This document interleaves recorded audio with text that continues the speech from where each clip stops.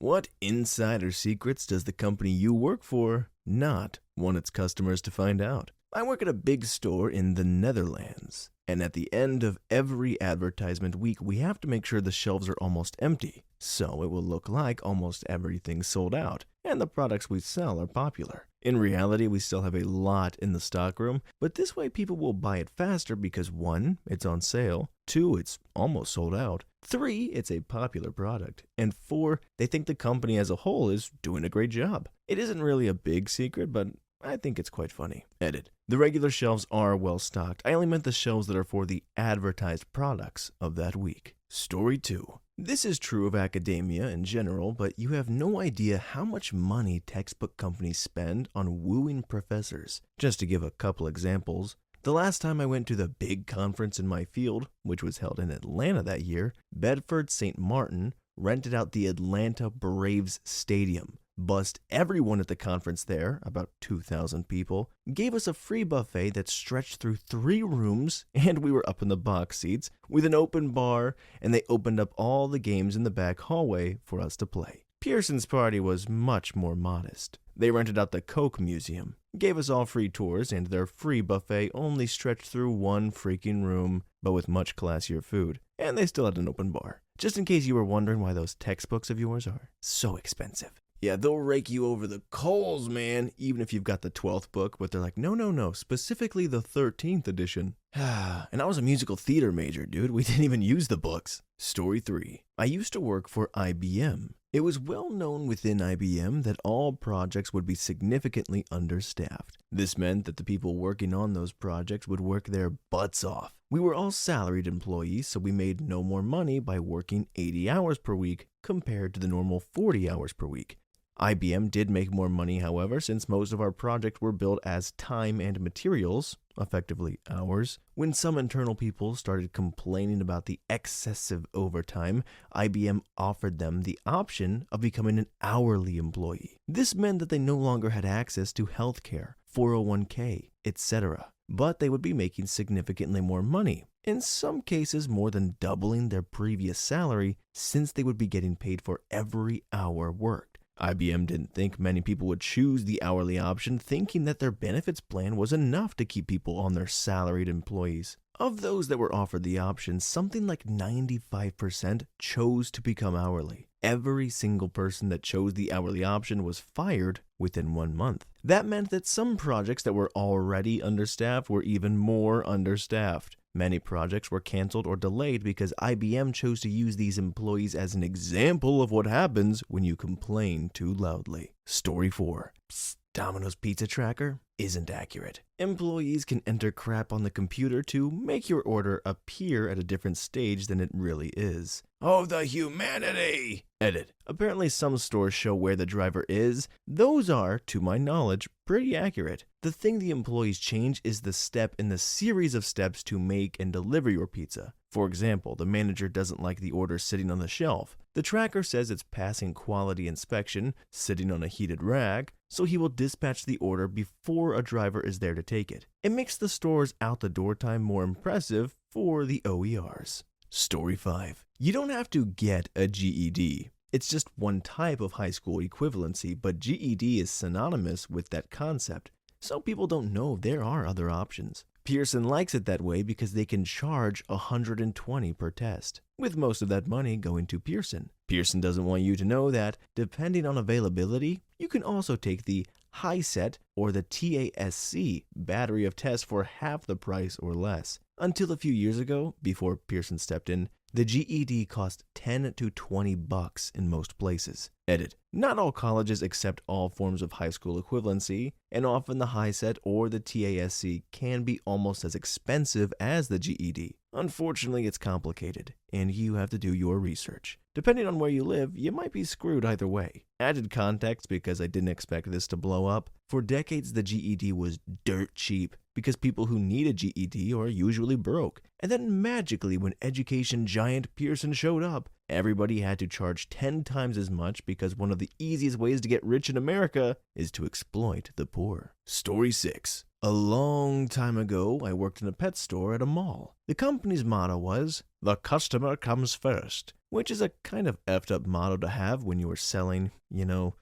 live animals. They obviously cared more about sales than the animal's welfare, and would push rabbit sales around Easter even though buying a rabbit just because they're cute around a particular holiday is a terrible, terrible idea. They also sold a number of exotic small animals that I'm pretty sure would have actually made terrible pets due to being nocturnal and very high-strung. In short, don't shop at pet stores. Your local animal shelter has your new best friend waiting just for you, for much cheaper, or maybe even free. Edit. For the record, the pet store was PJ's Pets in Canada. I just googled them and it turns out they are shutting down all their stores. Best news I've heard in a while. Story 7. I worked for a home security company. 2 big secrets. 1. About 90% of the salesmen are lying douchebags that will say anything to get you to sign up, and then think they can hold a contract against you. But if you complain enough to the right people, the legal department will cancel your contract outright. 2. The equipment is super cheap, despite the fact that they tell you you are basically paying for the equipment over the length of your contract so that you don't have a huge upfront cost. The parts for an average home with an 8-piece system, panel included, only run about $800 at cost. If that, but it depends on the stuff you get. But you will pay out several thousands over the length of your initial 3 or 5 year contract. Any extensions on top of your initial contract with no new equipment or services is money straight into the pockets of the company. Monitoring ends up costing the company a few cents a day when you break enough systems across enough operators. If peace of mind is worth that to you, then go ahead and sign up. Monitoring service is excellent, but the equipment, let me tell you, is crap. Be right back. I gotta make some calls. Story 8. Your flight didn't get canceled due to weather. There's an equal chance it got canceled because of maintenance issues, staffing, or scheduling problems. If there's a cloud in the sky at either airport, they will just code it as a weather cancellation, so the airline doesn't have to buy you a hotel room and meal vouchers. Edit. Wow, this is gaining some traction. People love hating on the airlines. Let me clarify a few points really fast. First, please be nice to the gate agents. Nobody likes to be screamed at for 12 hours a day for $15 an hour. It may be cathartic to roll your eyes and sigh and argue and haggle with them, but you don't see when they disappear onto the jet bridge and start sobbing while having a breakdown. Aside from that, raising your voice is more likely to earn you an escort outside security than it is to get you what you want. I'm not a gate agent, to clarify, and every company has their own cancellation policies, so someone more familiar with that side of the business will have to answer your specific questions about calling them out on the cancellation.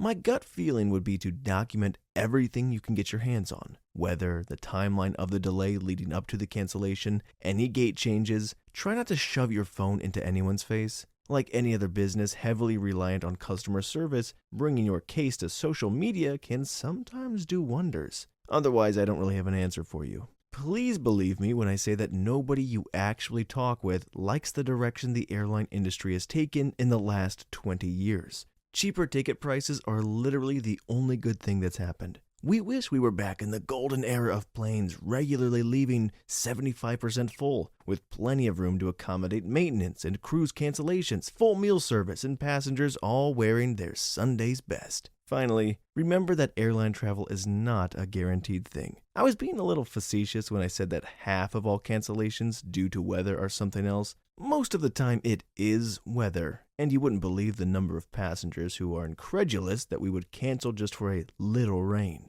For most of you, the worst turbulence you've ever experienced in your life is still nowhere near what you would experience flying through the middle of a thunderstorm. So, if you need to be somewhere, consider flying in a day early if possible, or as early in the day as you are able. Not only are ticket prices cheaper, but if something happens, you'll have a way better chance of getting there eventually than the person who took the afternoon or evening flight. Leave yourself plenty of time to make your connection if it's a multi-leg trip. An hour between flights is cutting it a lot shorter than you think it is. Try to give yourself 2 hours. 3 if it's an international trip. And if it does look like the flight is going to be canceled, all the suckers are immediately going to start calling the rebooking center. The smart travelers are going to grab a hotel room or a rental car before they sell out. Story 9. Camera repair. Due to the camera industry and the entire electronic industry as a whole actively taking steps to undermine competition, we are barely holding on. Steps the camera manufacturers are taking: keeping all parts breakdown private.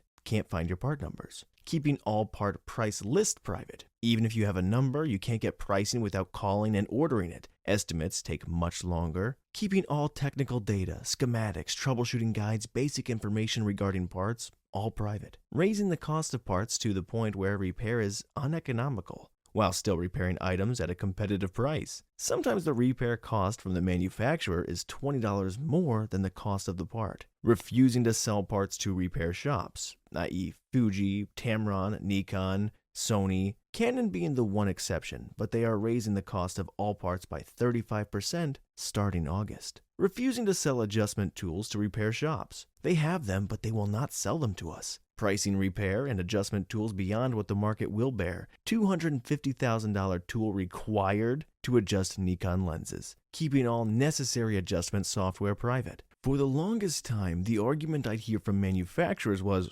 well, if we release this information or sell parts, we can't guarantee the quality of our products from inferior repair. Well, if you want inferior repair, that's how you get inferior repair. Now the argument is, we need to protect our intellectual property. The real answer is that repair undermines their ability to make sales. Sales drives the entire industry. Repair actually costs manufacturers money in the end. They have to have extra parts produced. They have to store them. They have to keep track of them. They have to have people to move them around. They need technicians to repair their devices and have staff to manage the repair operations. They need to create adjustment tools and manuals, kept in-house. The list goes on. This is a power play to get consumers' money at all costs. Story 10. It is currently illegal to auto-dial a cell number from any equipment capable of auto-dialing, even in manual dial mode, without expressed written consent. Get name and address of dialing company and have a lawyer send a notice. You'll settle for a few grand per incident. Be a real jerk and get 50 numbers from a high turnover carrier, Boost Mobile. Then just wait for calls. Then sue everyone who calls because you didn't give expressed written permission.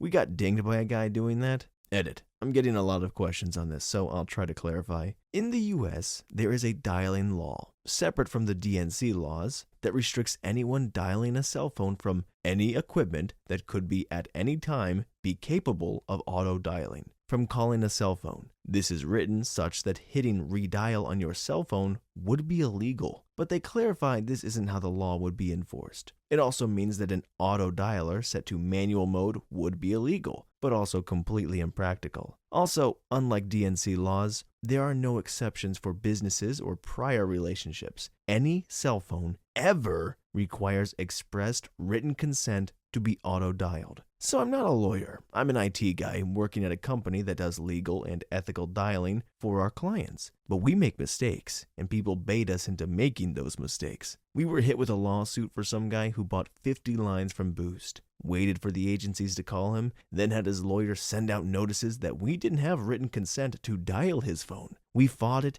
and we showed up, and we tried to scrub and make every effort to not dial cell phones. Other companies probably won't scrub for cells, and VoIP is starting to be treated the same way as cells. Getting the true name and address of the company is nearly impossible for unethical call centers. If it's an agency or collections, they will likely be more open about it. You can try Googling the number, but don't hold your breath. Also, you will likely need a lawyer, which costs money, especially if you lose, depending on the lawyer. Honestly, do what I do. Remind them, you just called a DNC number and auto-dialed a cell phone with my written permission? May I have your company name and address, please? And they will hang up, and you'll never hear from them ever again. If you have a bad company, record all your calls. To protect yourself with certain states, because they could sue you back, make sure they know it's recorded. Not all states are single-party states. Story 11. Anesthesiologist here. A large part of my job is to protect you from the surgeon who doesn't care about your 5 heart attacks, unstable angina, and the fact that you ate breakfast when instructed not to. If your case is canceled or delayed, there is almost always a good reason. The surgeon will make it seem like it is the anesthesiologist's fault, but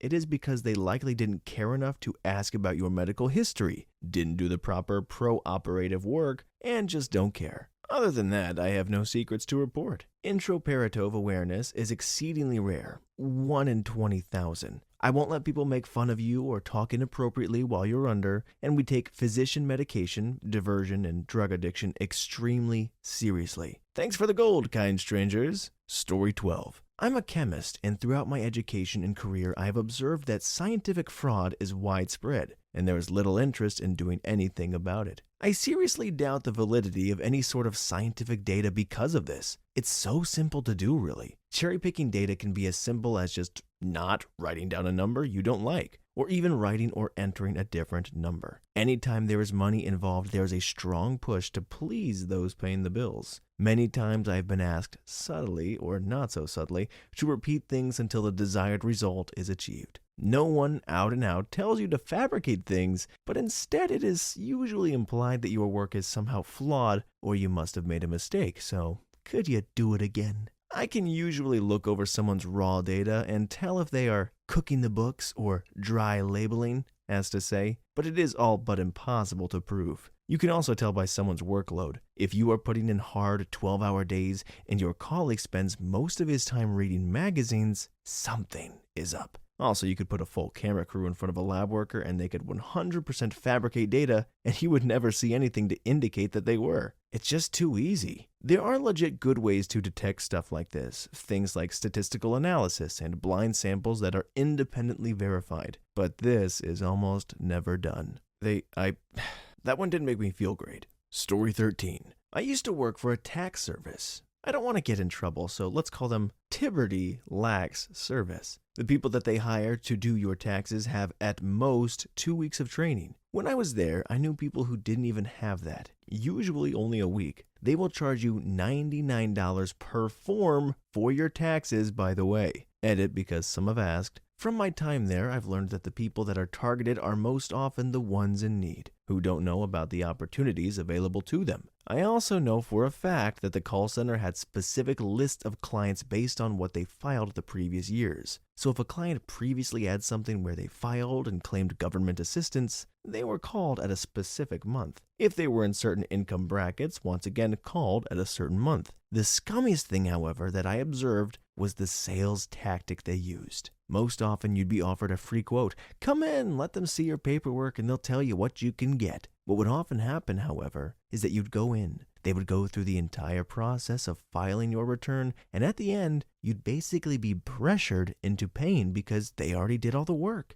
And if it turned out that you couldn't pay at the moment, there was also the convenient option of just subtracting the amount from the return itself. Oh, and the return? Yeah, cross your fingers on getting it. And if you do get it, let's hope you're not audited. At the time of me leaving, the franchise was facing a class action lawsuit from a lot of the previous year's clients. But of course, that only happened because this location happened to be in a wealthier neighborhood. Story 14. The last job I was at was a family-owned steel supplier in the Northeast U.S. They carried I-beams, angles, flats, tube, pipe, plate, and more. They basically did prefab work, cutting product to length. In some cases, mostly government jobs, the customer would specify domestic material only. If they did not have it, they would have us grind off the heat numbers, a code that offers traceability to the plant it was made, down to the composition of material, of all the foreign material to sell as domestic with doctored mill certs. Shady practice with dire consequences.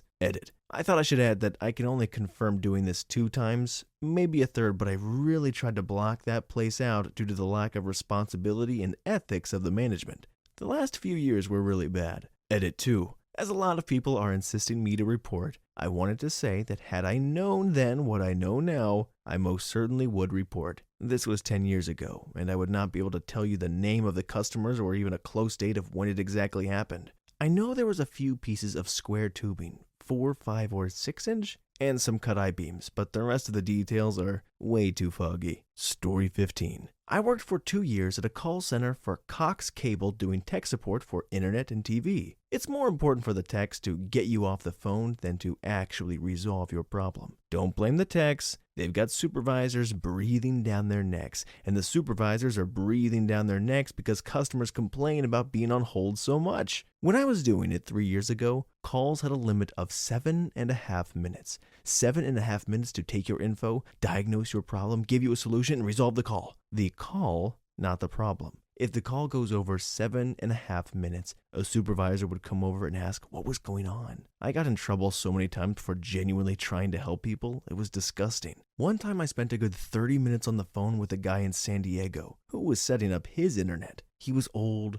slow, and computer illiterate, but really nice and patient. So I did everything I could and eventually got him going. He was thrilled, spoke with my supervisor to tell them how happy he was with me. I got written up for that because I wasted time helping one person when I could have been fake helping many others. I've heard plenty of stories just like this from the other cable companies and the call centers they contract out. Basically, for an inbound call center, the people in charge just care about clearing the calls in the queue, not helping you. No matter what scripted bullcrap they make, the techs say, and again, don't blame the techs, for this at least, their hands are tied. Also, cable companies are hemorrhaging television customers and will suck your chicken to keep you from cutting television service. Threaten to leave, name Dish Network or something, and they'll shower you with discounts. Don't say, I just don't watch much TV. And do mention competitors. Keep pressing for more till they outright refuse. Then, cut the cord when those discounts end. Edit. Let me just clarify that good phone workers can manage to average out their call times and the easy ones quickly so they have more time for the long ones.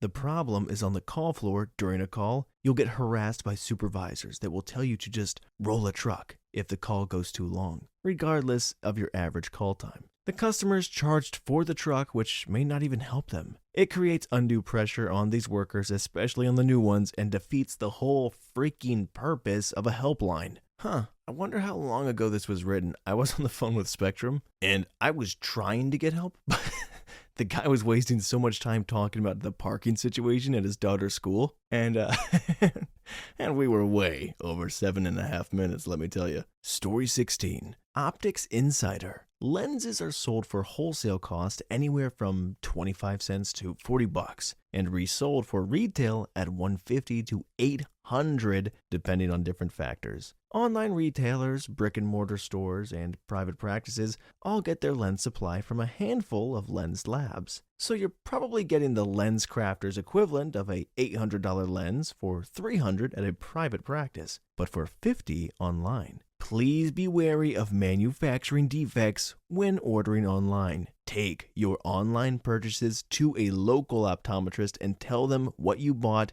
and where you got it and you're just having troubles with, and ask the optician to check any online purchased glasses after receiving them. Brand-named frames are often cheaply produced along with non-brand names. When picking frames, take a glance at the hinges. The cheap frame hinges will be composed of 2 prongs on the temple, the legs of the frames, and 1 prong on the actual frame front to connect the legs, otherwise known as a cheap crap hinge. You'll find these on your $600 Tiffany, Chanel, GG, etc. glasses all the gosh dang time, and if these hinges break, it's game over. What you should look for is hinges composed of 5 total prongs coming together, 3 on the temple, and 2 on the frame to form a solid connection. If you have a VSP plan, lens crafters will tell you that they can bill your VSP plan as a self-submit plan. You will lose upwards to 80% of your benefit this way. Do not use your frame allowance at an out-of-network provider. Ask whoever is helping you if the store is a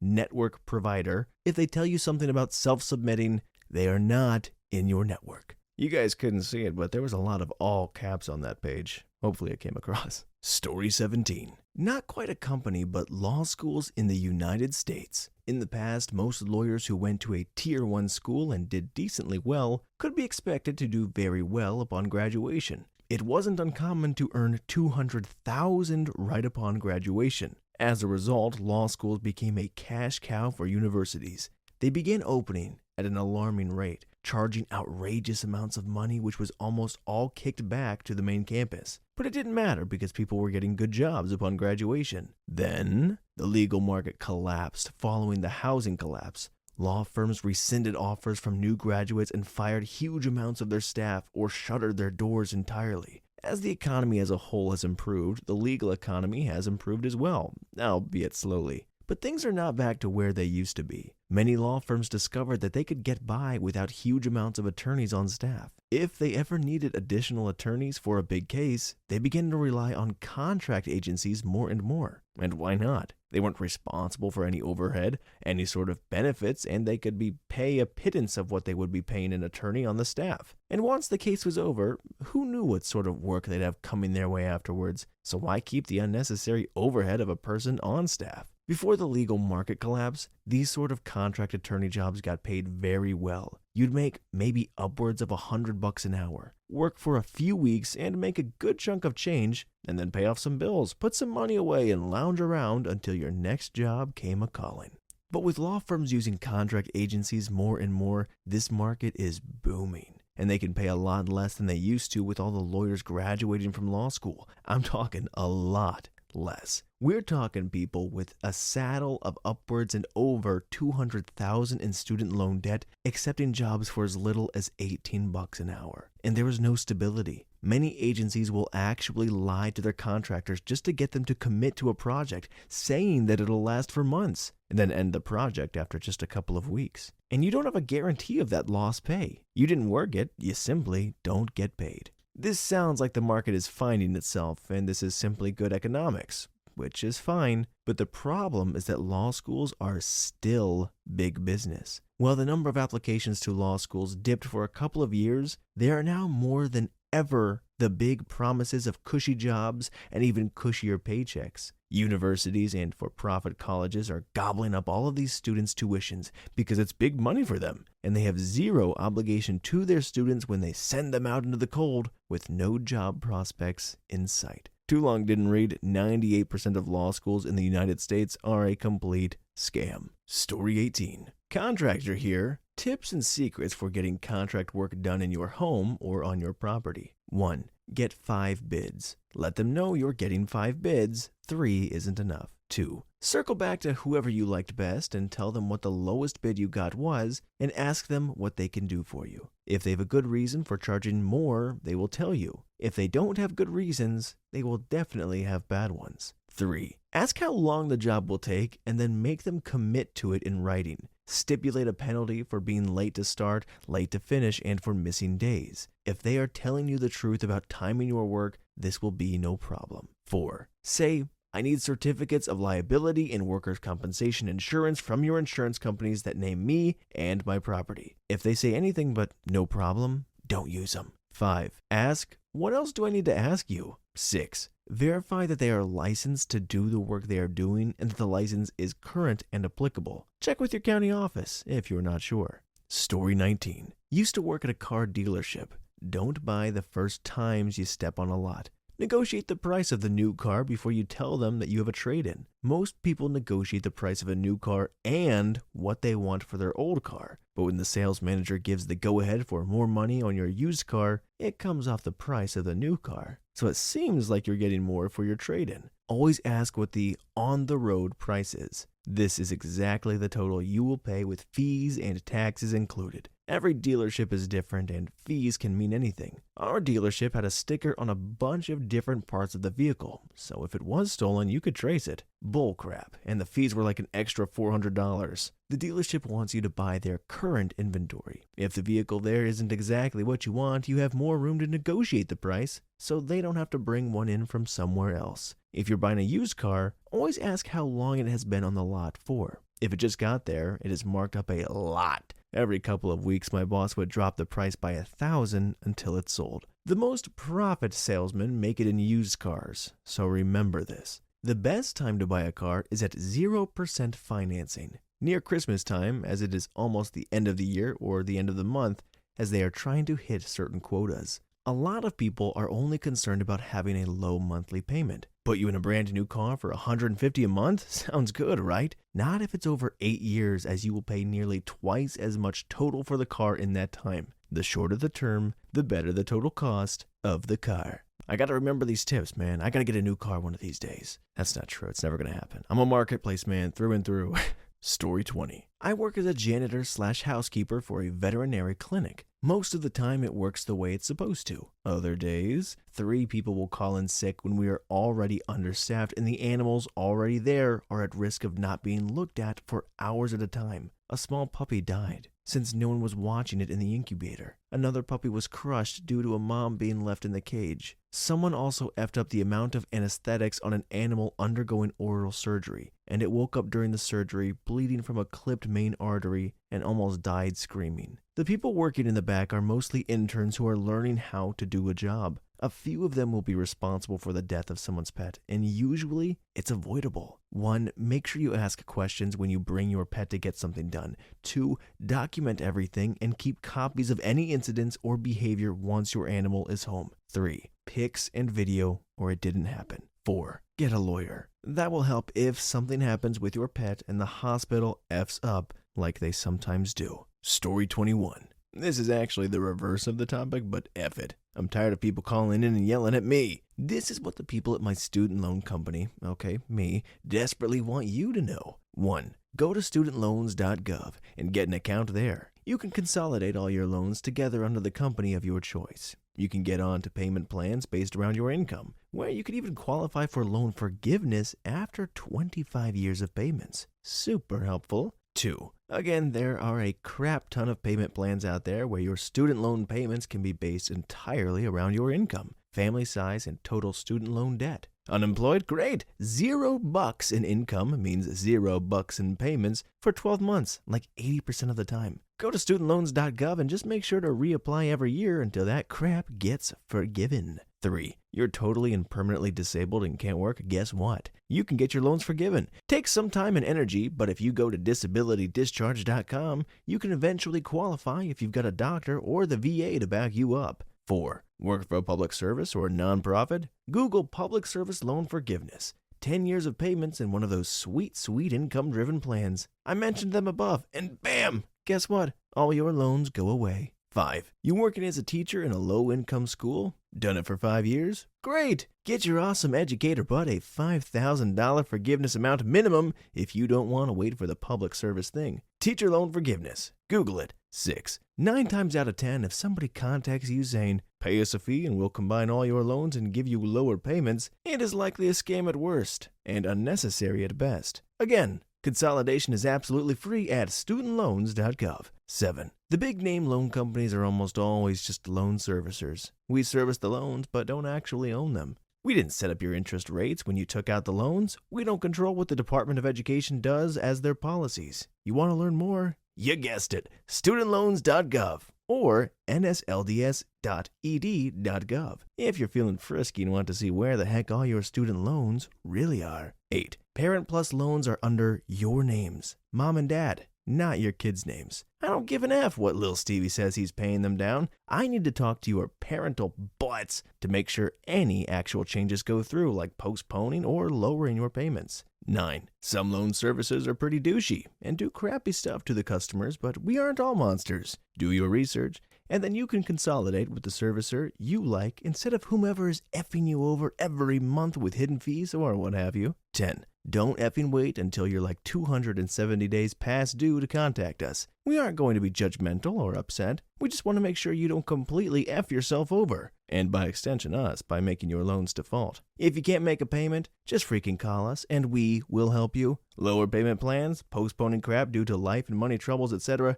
Do something before you hit 60 days past due and your credit score starts taking hits and you edge towards the point where you can't do a gosh dang thing for yourself. Sorry for the too long didn't read, but I get tired of people thinking I work for the equivalent of an SS when I'm just trying to help as many people get their crap paid off and or forgiven as possible on any given day. Studentloans.gov. I think he just tricked us into reading an advertisement. But hey, I got student loans I'm still dealing with. Maybe I'll give it a goog. Story 22. I worked at a very well-known theme park known for happiness and magic and all that good jazz. Not really any insider secrets, but I found out that some food locations can't tell customers no. If someone runs up to them and just goes, "Give me a milkshake and I'll refuse to pay for it," and they can't say no to them. I'm so glad where I worked we could say no to people like that. However, if you got like popcorn and ate it all, then punched out the bottom of the container, you could come up to me and claim that your popcorn got spilled. I'd look at you like a big old fat liar, but I would have to give you another popcorn because it'd be considered mean if I don't. I should know this happened to me. We all knew she was lying, but we aren't supposed to berate guests like that. The only thing I can't give you for free is alcohol. Story 23. Call center worker. If the agent sounds like they give no Fs, that's probably because they're burnt out and literally give no Fs. You can make their day by just being nice and cooperating, no matter how annoyed you really are. That person who you're shouting at and being an idiot to, yeah, that's us. We're generally paid peanuts and have to sit here for 8 hours with a phone cord plugged up our butt cheeks listening to you whine and abuse us, back to back to back. After you shouted at us, it's straight on to the next person and the next, etc. Heck, I can't even go for a pee without entering an aux code on my phone, which you can bet management will be on my butt for the next day. Micromanagement is the worst in call centers. You think we just answer phones? No.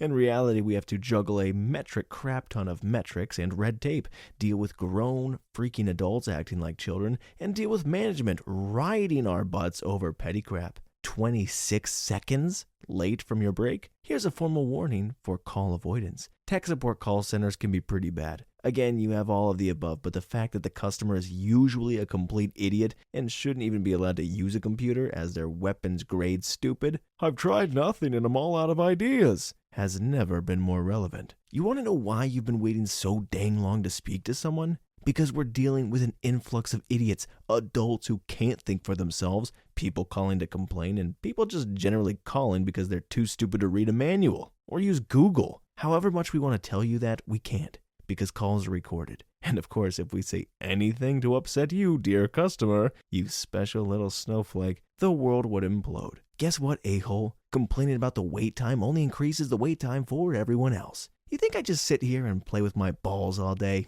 No, I don't. Even if I wanted to, I'd have a manager on my butt after 7 seconds asking why I haven't taken another call. There's wait time because there's other morons like you calling us, and the world does not revolve around you, Mrs. Saggy Chest. Now shut the F up and tell me why you called, so I can tell you why you're stupid and what you're doing wrong. And trust me, you will be doing something wrong. And whatever mundane issue you're ranting to me about will absolutely be 100% caused by your own stupidity. However, please do continue to berate me, as it's ultimately easier than accepting responsibility yourself.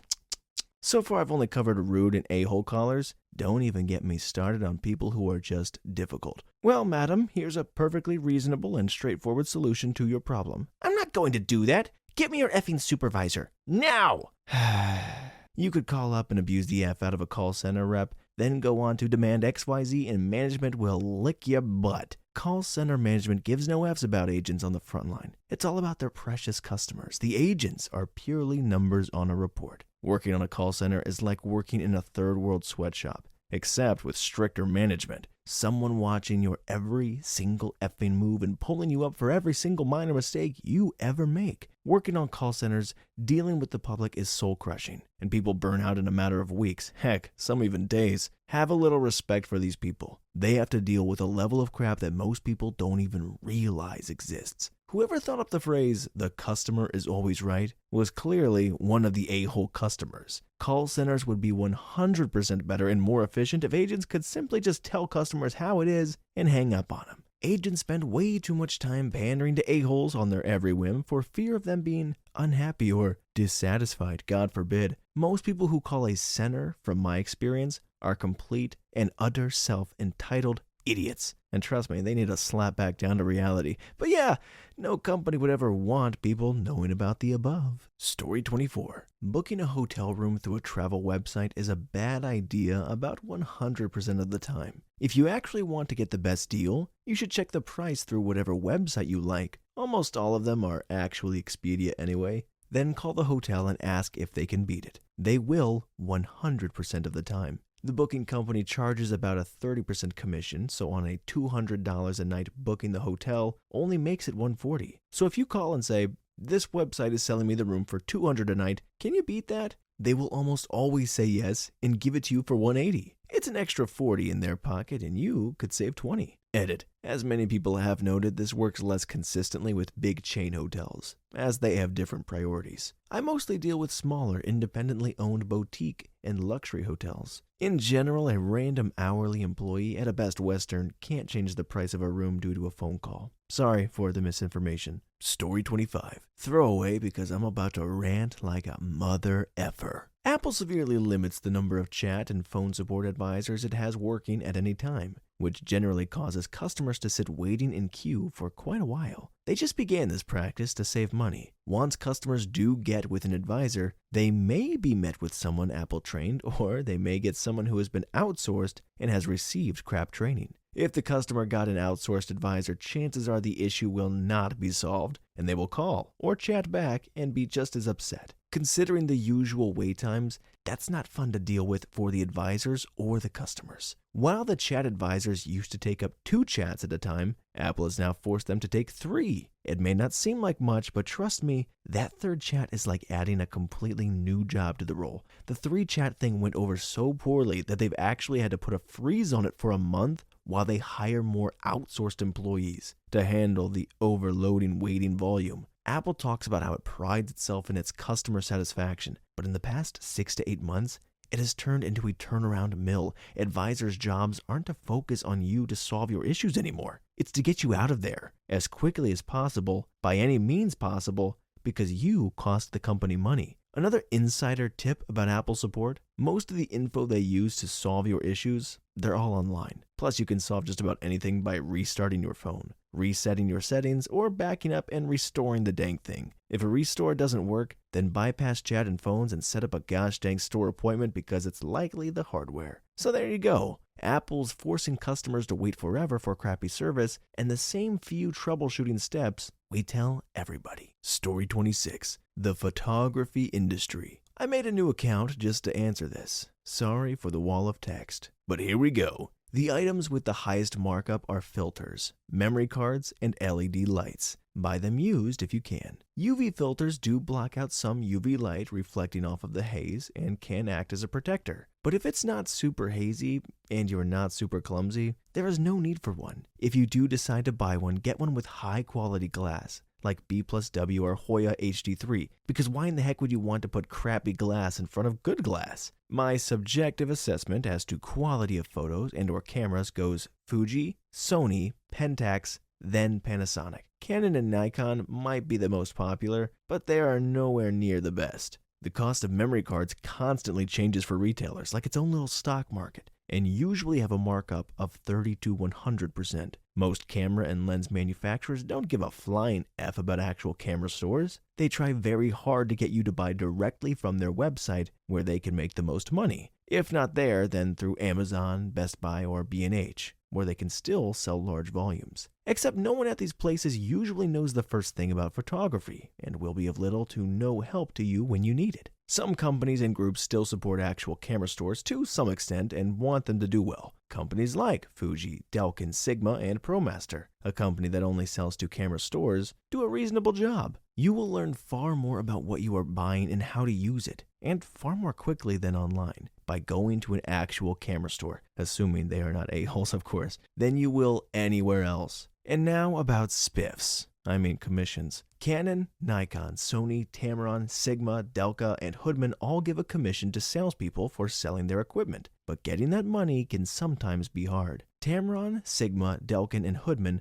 are the easiest because at the end of each month you are simply cut a check by the rep based on what you sell. Canon and Sony are fairly easy as you claim your sales through online systems. Canon will actually put the money into your account, whereas Sony puts it onto a prepaid card where you have to pay a fee at an ATM to get in the cash. Sony pays the best commissions by far, usually 30 to 50% higher than anyone else. Although recently most models from all manufacturers no longer pay out. Canon can be especially bad at this, only giving commissions on items that are not popular to try to remove them. And Nikon, holy crap, Nikon, To claim a sale on Nikon, which they recently did away with all spiffs, you have to first go to their online system and file the claim. But then in order to get the money, then you have to fax or mail the dang receipt to them. Fax or mail. You can't upload a PDF like the others. Effing fax or mail. Now onto the former bane of my existence. Camera and lens rebates. Any third party that sells new cameras or lenses,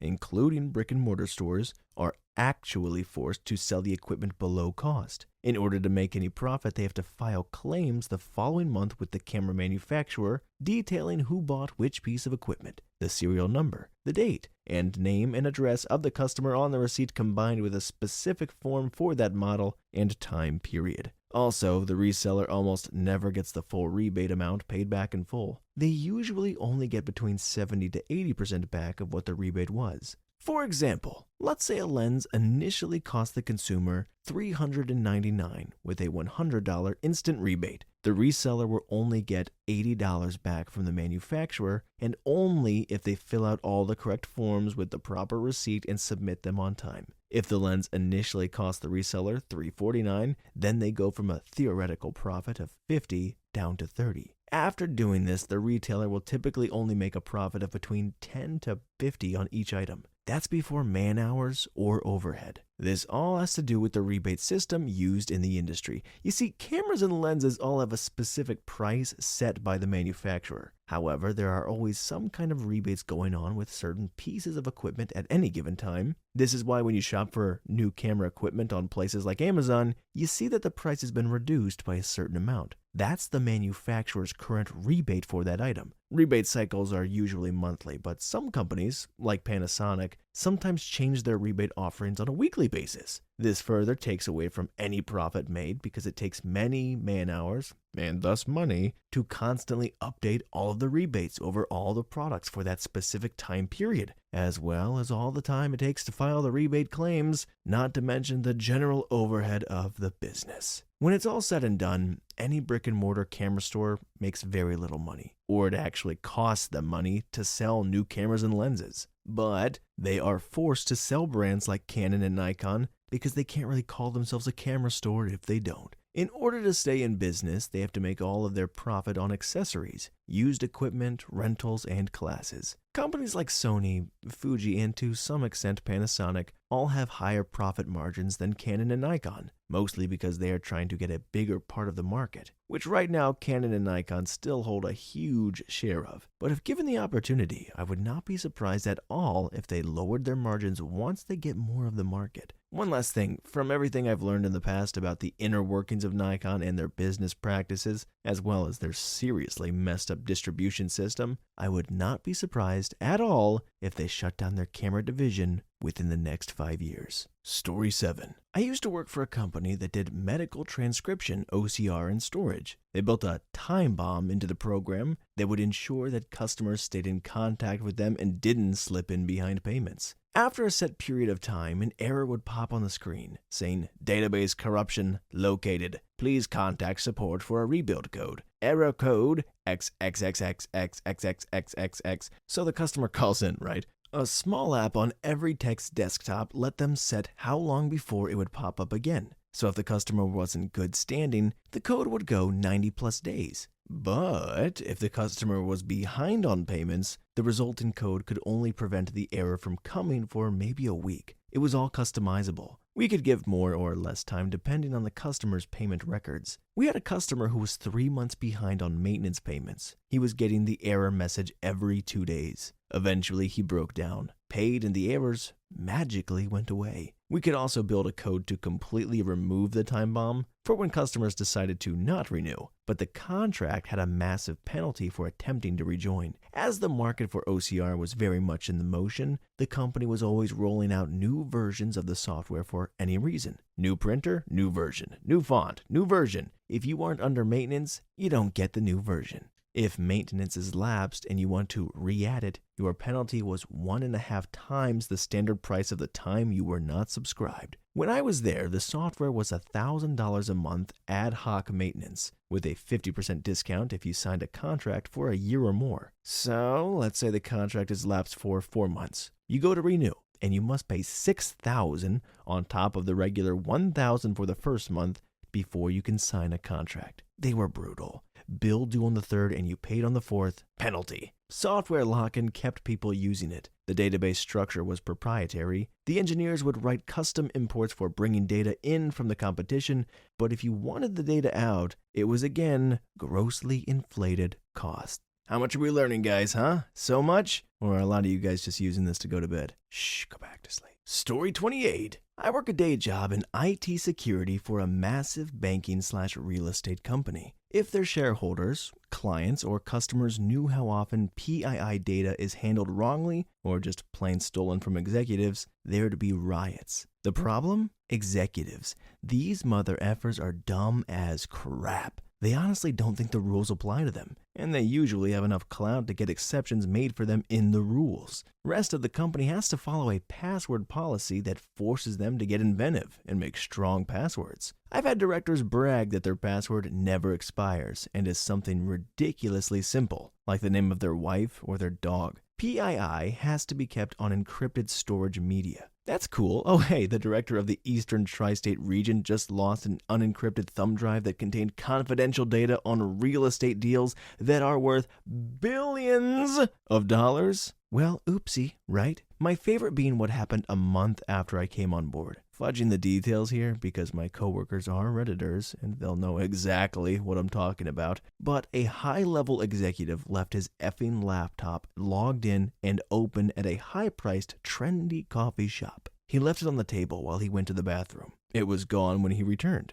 Oh, whoops. He didn't even get a slap on the wrist. That laptop had access to internal company market data that, if misused, could cause a sensational wallop to all the markets in America. Best part? Yeah, if the company knows the breach happened and they think there's a reasonable chance that someone outside of the company will find out, then they make a public announcement. But that happens maybe once out of every 15 to 20 times. It's all a gosh dang farce, and I'm thinking of changing career paths. Corporate espionage is real, man. I've been involved in a few cases, and it wouldn't be so gosh dang easy if the executives weren't a bunch of monkey effing, mouth-breathing, drugged-up crap bag idiots. Story 29. I used to work for Google until quite recently. Joined the company as a wide-eyed idealist, and quit it of my own choosing as a disillusioned, crushed pragmatist. Google's, or Alphabet's, main objective is simple: to drive the stock value up. Whatever will make stock more valuable is the thing that gets prioritized. Whatever does not gets shelved, forgotten, and canceled. There are thousands of extremely brilliant people working at Google. Many of them come up with ideas that would truly change the world.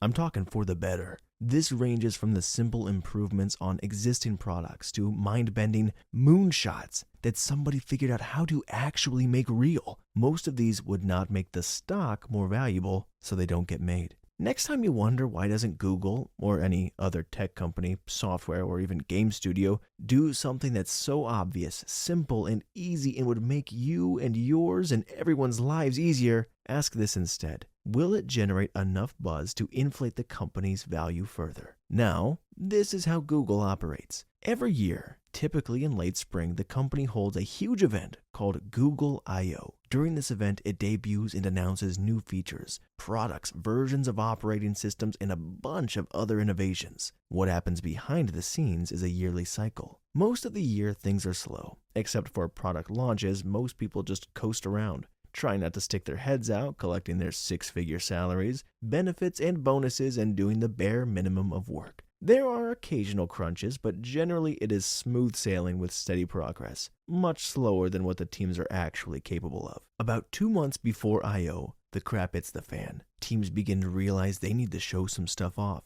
They begin a rapid, chaotic sprint prototyping crap, building, coding. The goal is very simple. Create a very impressive demo that's stable enough to last throughout a 5 to 10 minute, carefully scripted presentation during the I/O. The really cool stuff you see on the conference is usually years from being consumer ready. It's held together with shoestrings and good wishes. When things fail on stage, it's not bad luck. It's reality of what's being shown. After I.O. concludes, it gets really stressful and quiet for a few weeks. The high-level staff evaluates the press response to the demos and how the carefully crafted messaging affected the market's perception of Google's value. Then it is time for so-called reorgs. Reorg, or reorganization, is a fancy name for a huge shuffle. Teams are broken up, resources are put on projects that made the most buzz. Tons of people get fired. Many are offered horizontal transfers with their original teams that are now dissolved. Then things stabilize for a bit. If you are still with the company, the coasting begins anew till the next I.O. crunch. Most of the amazing things announced at the conference don't move at all, or go forward at a snail pace. As new people join the teams and collectively people recognize they overpromised and don't know how to deliver. That, my friends, is the general layout.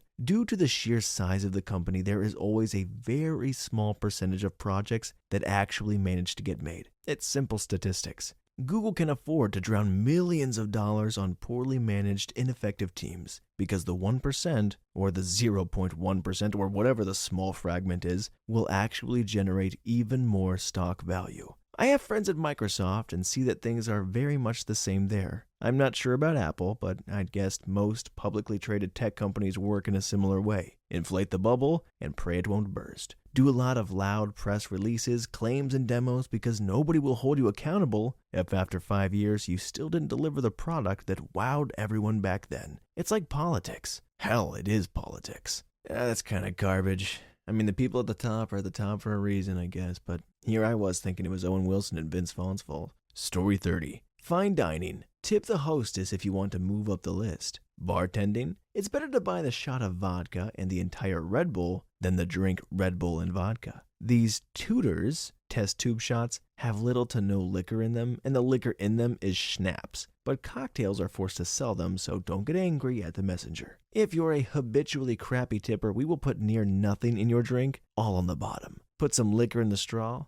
hold finger over straw, and put to bottom of drink. On the other hand, if you start the night with a good tip and then revert to $1 a drink or 20% on a tab, you'll probably, depending on the bar, get hefty pours and not have to wait for a drink. For wine drinkers who don't think they should tip on the cost of wine, your server tips out on the full amount of the bill, so if you stiff them on the wine, you also stiff them on their money. There are so many bar and restaurant secrets. Here's one I wish they would tell you. At a nice restaurant, it is okay to send your food back if it is undercooked. Your server just wants you to have a great meal, so you will appreciate them at the end of it instead of lament that you spent so much on food you didn't like. We don't spit in your food or anything crazy. Edit. One more fine dining tip. Whenever I go to a very nice restaurant, I buy a drink for the kitchen. The chef, the sous, the chef de partie, line cooks, and whatever other position chef decides can have a drink. Whatever they want. I come from the service industry, so I know how hard and thankless those jobs are, especially the people under head chef. 80-hour weeks, sometimes salaried, meaning they earn pretty much what a bartender does an hour, but without the backup of tips or tip out. No weekends, no holidays. The side effect of this, no matter how often I say it's just paying it forward from living that life, is almost always some really delicious off-menu items sent compliments of the chef plus great service from your waiter. What I'm saying is, a little appreciation goes a long way. Plus, these people don't buy Louis or anything. Usually it's a beer or Crown. Story 31. I worked for a rental car company out of college for a couple of years. The insurance they sell you is complete bullcrap. The damage waiver is somewhat legit because it's legally binding that we then can't charge you for damages, but the medical and liability are covered by your own insurance, which you are legally required to have to drive a car anyway, so yeah. The insurance is pure profit, so they basically judge their employees entirely on how much of that crap they sell. Also, we tell you what the charges are per day on purpose, because if we told you what they'll cost you when you have the car for 2 weeks, you'd never buy it. The worst is, management encourages their people to not take no for an answer when selling to specific minorities because they think that certain minorities are dumb with money, math, and general concepts regarding car insurance. They never put it in writing, so they can't get sued, but verbally, they'll push you to get sales on certain people when they walk in the door, and criticize you hard after the fact if you fail on certain customers. So yeah, rental car companies are racist, rip-off artists who will reward their employees for robbing you blind. Glad I quit that effing job. Story 33. Bayer is a German company. It is one of the world's largest producers of neonicotinoids, a class of pesticides that have been linked as a factor in honeybee colony collapse. Bayer would have you believe that it's a very, very minor factor, but the widespread use of neonicotinoids has caused trace amounts to be like everywhere. Neonicotinoid production, sale, and use is banned in Germany. Woohoo! However, it's not banned in these United States. The EPA recently, like in the last year or two, had a panel to review the status of neonicotinoids and perhaps ban them in these United States, citing evidence towards its environmental danger. Bayer countered with rhetoric about how neonicotinoid sales increase agriculture yields, creating more profit. Profit over Gaia. To my knowledge, neonicotinoids are still constantly produced in the United States. P.S. Bayer also had the original patent for hard drugs marketed as a remedy for toothaches. They also produce morphine and other opioids. And in Europe, they have poppy fields guarded at gunpoint. Hey, someone let me know if I'm saying neonicotinoids right or wrong. I looked it up, but the demonstration was a bit robotic, so let me know if I'm in the ballpark. Story 34. I used to be a brand marketing intern for a Fortune 50 oil company. This company had 2 gas station brands. One brand was in-house and fully managed by the company. The other was franchised. The in-house brand used wholesale gasoline, which isn't different from branded gasoline, had lower operating costs due to more vertical management system, and had nice facilities because it was company managed. What this company could do is a target group of people in the industry they called New Americans, essentially foreigners, typically from Pakistan. The stereotypes are true to extent for this reason. The group of people would be typically cash-strapped, but eager and happy for the opportunity to own their own business, to an extent. What they didn't know is that the main company would first use franchises as test markets for their in-house brand. If a corner on a highway did exceptionally well, they would open an in-house branded station across the street. Next, they would have brand marketers, essentially me, come in and evaluate their stores and give them a list of items they needed to spend their own money on to fix for the company. If they didn't comply, the in-house gas station across the street would lower the price of gasoline because they had 1, an economy of scale, and 2, lower operating costs, so they had larger margins. The aim of this was to have complete control over the franchise owners, even though they were sold on being entrepreneurs. Eventually, this would lead to the franchise owner eventually going out of business because they can't afford to make renovations to their stations and the pricing strategy the main company would employ. This would lead to the in-house brand capturing all of the business and subsequently the profits from the now defunct station. Along with that, you were required as a full-time employee to volunteer for their Republican-based super PAC each month. The weird thing was, no one had any problem with any of this, and they were all drinking the Kool-Aid. I've never felt like more of an outsider at a job before. Story 35. Former car salesman for a GM certified dealer. First off, let's talk about sales. If it's not obvious enough, the job of a salesman is to get every penny possible from you. They will say whatever it takes to keep you from talking about price until they have went through the entire demonstration on the vehicle, you have test driven it, you have told the dealer that if the price is right, you will buy.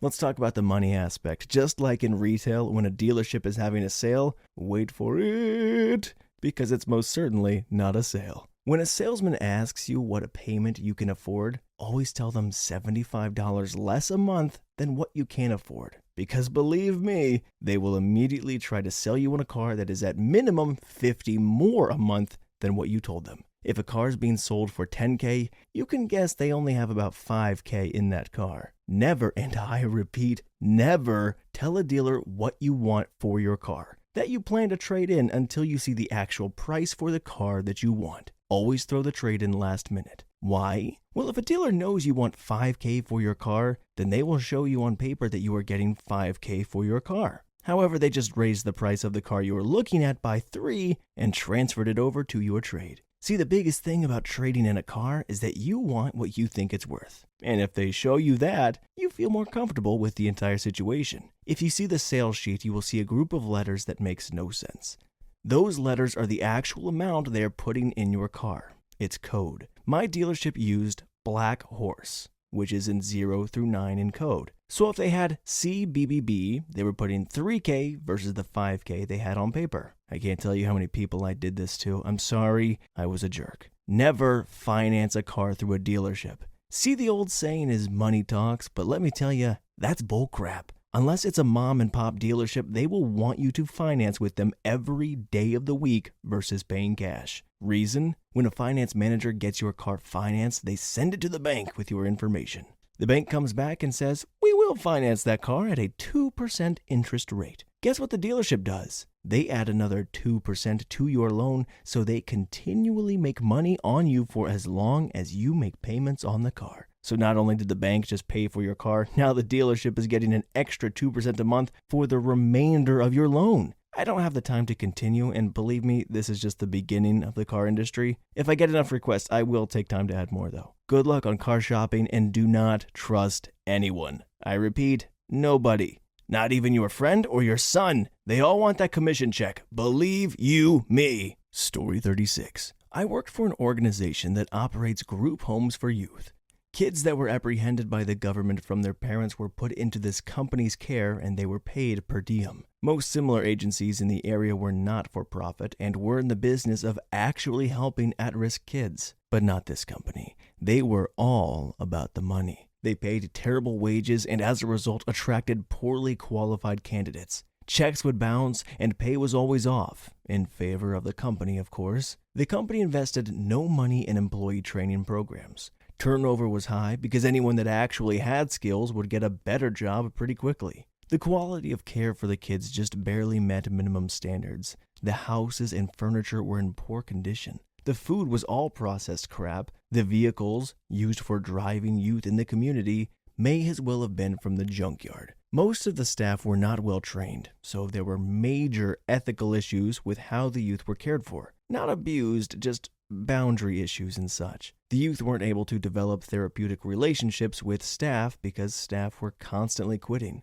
The privacy of the youth was not respected. Staff were expected to use personal email accounts to send and receive highly sensitive information because the company was too cheap to pay for corporate emails. Documents weren't shredded. Staff used really bad passwords for the case management web application. The company would also take on youth who were highly wanting to self-unalive, self-injure, or aggressive because the government paid more for them, even when a more secure housing environment was obviously more appropriate. Don't worry though, we were happy to refer these kids to our in-house clinicians who charged the government rates of up to $180 an hour. The kids were on up to a dozen of different medications, so of course the owner was driving around in $100,000 vehicles and parking them in the driveway of their $2 million home. F that place. Story 37. Zero doubt this gets buried, but here it goes. Police officer here. If you get a ticket, plead not guilty and ask for a court date. As the court date nears, ask for a continuance. They'll reschedule it for a later date, usually months down the road.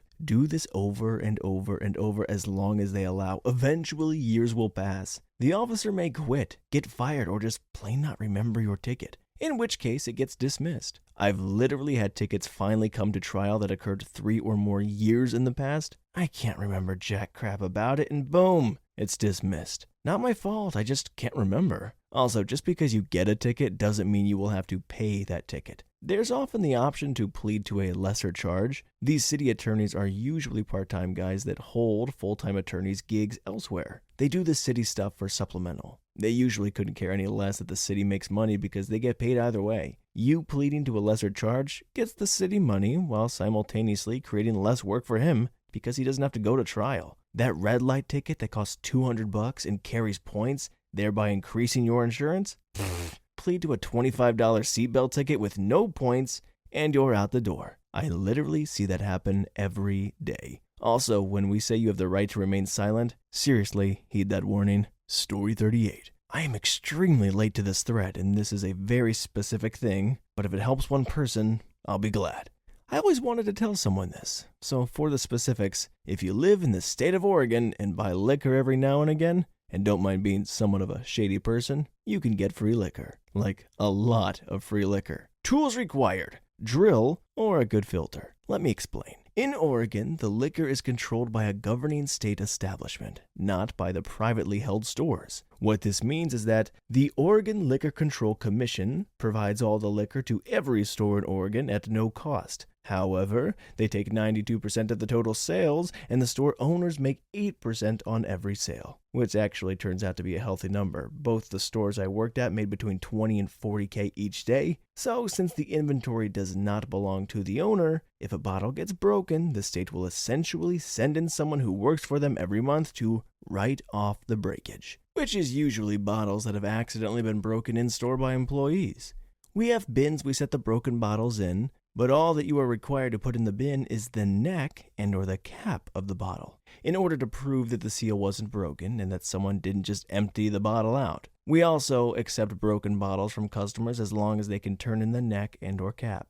No charge, no questions asked. So how you can get creative is to do something like this. Buy a bottle, probably a large one, biggest in Oregon is a half-gallon, and make it nice. Spend the extra cash on a half-gallon of Woodford Reserve. Take the bottle home and do one of two things with it. Either drill the bottom out, drain the liquor into another container, and then smash the rest of the bottle, and take it back to the liquor store, show them the receipt, and get a cash return. Or just ask for a replacement so that you're getting double for half the price. Or get a largest container. Think a storage bin, and just smash the effer out of the bottle into it. Then using a filter, remove any glass shards. Just be sure to keep the neck of the bottle and take it back to the liquor store to do as described earlier. Yeah, I know, super specific example, but if you do this at every liquor store around you, they would be none the wiser, and you could throw a huge party on the cheap. Story 39. I'm a nurse, and here's a few tips for you, and us. If your family members write down every stinking thing in a notebook, you are the notebook patient. We really can't stand that. And if you need or want something, please ask nicely. Otherwise, we'll probably take our own sweet time getting it, if we don't forget. Your coffee and graham crackers do not trump anyone's chest pain ever. If you are on the call light the minute your pain medicine is due, we will probably assume you like the drugs. No harm in that, but we may also assume you like them too much. Some nurses dilute it with saline so you won't get such a rush. I don't, because it's unnecessary and an extra step and time that I just don't have. Do not call for an update between 7 and 8 a.m. or p.m. We're in the middle of report, and it's annoying AF to have to stop, take a call, then try and figure out exactly where we were at. We are busy all day and all night. Just because you see the nurse sitting at a computer, don't just assume we're on Reddit and call out to make us work, or whatever you think. We are charting, and because healthcare software is a never-ending, bottomless pit of BS, it takes forever. I'm astounded on how many people do call out for something stupid that can wait 15 minutes, or the next time when we come in just because they see us sitting. If your family member needs a drink of water, the water that's sitting right there on the table, help them out. Again, we are almost always busy, so those little things help us out too. And please, for the love of all things holy, do not get busy with your significant other in the hospital. We will know, especially if you're on a heart monitor. By the way, I love being a nurse, okay? Don't get me wrong. I wouldn't trade my profession, the most trusted profession, for anything. Just be nice to us. Help us out a little bit. We know it's a stressful time, but taking it out on the nurse doesn't do anyone any good. Story 40. Criminal prosecutor here. Grand juries are great things when used correctly. There are generally 3 types of cases that go through to a grand jury. 1. Slam dunk cases with tons of evidence that you know will be easy to win. These will most likely result in a guilty plea, and the grand jury is really just a formality. On these cases, you present enough evidence for a probable cause and request a true bill. Charges brought. 2. The no bill. Charges not brought cases. These generally fall into several subcategories. A. The victim doesn't want to prosecute. We expect them to lie, and there's little to no evidence other than their testimony. We see these the most in domestic violence cases. We make the victim request that the charges be dropped so that if he or she, usually she, ends up getting unalived or something, we can say at least we tried what we could to get them justice, but they refused. B. Cases that really have no legal basis. A jerk cop grossly trumps up charges on someone that doesn't deserve them, or fails to gather any evidence of a crime, or charges an act as a crime that isn't a crime. Another example is when a victim swears out an arrest warrant on somebody for something that is a civil matter and not a crime. When we do this, we can just shrug our shoulders at the victim or jerk cop and blame the grand jury. C. Statute of limitations has run. D. There's just no evidence. Either police lost it, it's just not there through no fault of anyone, or you can't locate the witness, etc. 3. Cases that we really don't know. We have evidence that a crime may or may not have been committed, but we just don't know. This is when a grand jury is extremely useful. We just put up all the evidence and basically ask the grand jury, what do you think? The great thing about grand juries is that, unlike regular juries, they can ask you questions. I've had them come up with things I would have never thought of in a million years, both for and against prosecution. It's important to listen to them because these will be the same questions that your trial jury will think but can't ask. Also, when you have a case as a prosecutor, you're on one side of an adversarial system. Most of the time, the only other opinion you'll get is the diametrically opposite opinion of the defense attorney. It's incredibly important to consider the opinion of someone who has no interest in the case at all. I remember hearing the district attorney in Ferguson announce that the grand jury had decided not to bring charges against the officer who killed Michael Brown. He said that he had presented the case in the third manner I mentioned. However, he added that he had never done it that way in his career. If that's true, it's absolutely disgusting. At worst, he's abusing the system. At best, he's absolutely incompetent and neglecting one of the best tools at his disposal. Also, as to police-related shootings in general, many people believe that district attorneys will just throw the case in grand jury because they're butt buddies with the cops. It's true that prosecutors work hand in hand with the police. If the police believe that a DA is on a witch hunt against them, it can create a chilling effect on crime prevention in a community. However, the DA is an elected official. They're there because they were put there by their constituents, the same constituents that are the family, friends, and loved ones of the deceased person. A smart, ethical DA doesn't want to take any side in that case. With a grand jury, they don't have to. You just put up the evidence and let them make up their minds. Story 41. Federal government info right here, coming at ya. My mother has worked for the federal government for 34 years. She basically handles what I call TPS reports. Think office space. These reports detail expenditures of federal funds, i.e. tax dollars, and she approves them, signs them, and pushes them on to the appropriate people. Well, I have seen a few of these reports, and literally is detailed down to how many nails are being purchased for the project. In theory, this is great. If I was an inquiring citizen, I would like to know that every expense is being detailed down to the nuts and bolts, so to speak. Here's the insider information. That nail will be budgeted out for $5. Plus, of course, you need the $100 hammer to complete the job. The contractors used by the federal government know that there is no oversight on these expenses. Plus, the federal law states that only certain contractor companies can be used to get the job completed. So the federal government has 5 companies they contract to build, maintain, and fix problems, and those companies basically charge whatever they want for the project.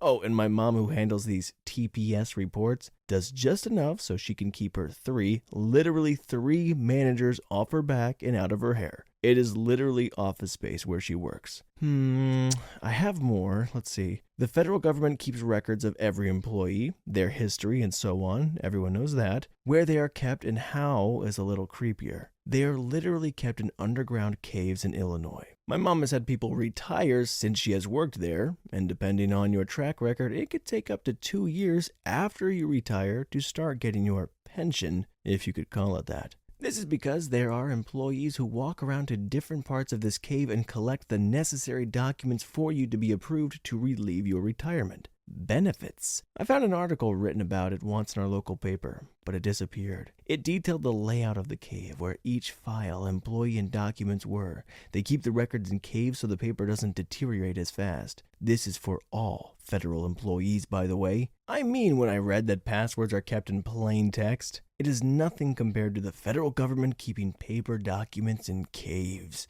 Also, the building has mold, lead paint, asbestos that she works at. They have known for years and are only now getting around to correcting the problems. It could be a major class action lawsuit, but no one wants to touch it because, it's the government. And then they try to hide it too. Like she told me this meeting, they told the workers not to tell any outsiders about it. Last thing is whenever someone gets a new position, district, promotion, they get a budget to redo things. For example, judges get close to 50 grand to redo their chambers to their liking. They can purchase whatever they want with the money, and it has to be used up. Many just buy things like flat screens and furniture. So the too long didn't read, the federal government buys items close to 800% over cost. They know it and don't care because you pay for it. Literally stores confidential documents and records on paper in a cave. Also has employees working in subpar facilities for at least 30 years and they know it. The judge or representative gets tons of money to buy whatever they want in addition to their annual income. So yeah, caves, huh? Plus the town had a huge self-unaliving rate because everyone worked down in a freaking cave all day. And they all got so depressed from being in the cave. Story 42. I used to work for UPS, United Parcel Service, sorting packages. We have rules and procedures that are in place to make sure your package is safe and arrives intact. If your package weighs over 70 pounds, those procedures go out the window. I can't count how many times I've seen packages drop at least 3 to 4 feet to the ground. If you've ever had a package delivered and something from it was missing or broken, it's not the shipper's fault. Most of the time, it's UPS's fault. After 5 hours of doing the same thing with no breaks, you get tired of it. You've given all your F's and just want to leave. So to speed it up, we just start throwing packages into the bins. Literally filleting them in. If the bin is lower to the ground and the package is larger, it gets dropped and donkey kicked in there. If we hear something break, we might tell the supervisors. If we do, they just shrug and say, I'll take care of it later, and then do absolutely nothing about it. Boxes sometimes arrive to my area opened. We're supposed to seal them back up and sort them like normal. It would make sense to check the invoice if there is one to make sure all the contents are in there, which I did, but most people don't do that. They just tape it up and go. The rumors you hear about the drivers are true. Most of them are buttholes who do get paid a hecka to do nada. Some of them are really great people though, but almost all of them are guilty of walking up to your door, slapping a, you weren't home, slip on it and moving on to the next house. If you shop online, I recommend you choose another shipping company if you're ordering something expensive, fragile, or otherwise important. Seriously, I've seen people steal Jordans, cell phones, even small cosmetics. Once the hub was put on lockdown because someone stole a gun from a box and tried to get away with it. Luckily, that idiot was caught. A lot of people aren't. The UPS is crap, man. Too long didn't read, UPS is a horrid place to work at. They also don't care about your package. Story 43. Long post. I work for one of those prepaid legal insurance plans. You know the ones they say they can assist you with legal matters and cover some of it? My advice, only sign up to use this if you want to do estate planning, traffic tickets, purchase, or sell a primary residence. The plan is really only useful if you live in a major or secondary major city. We don't have as many attorneys as we claim, who want to take our crappy late-paying rates and cases because what we pay and how we pay them is an absolute insult for anything less than straightforward, simple work.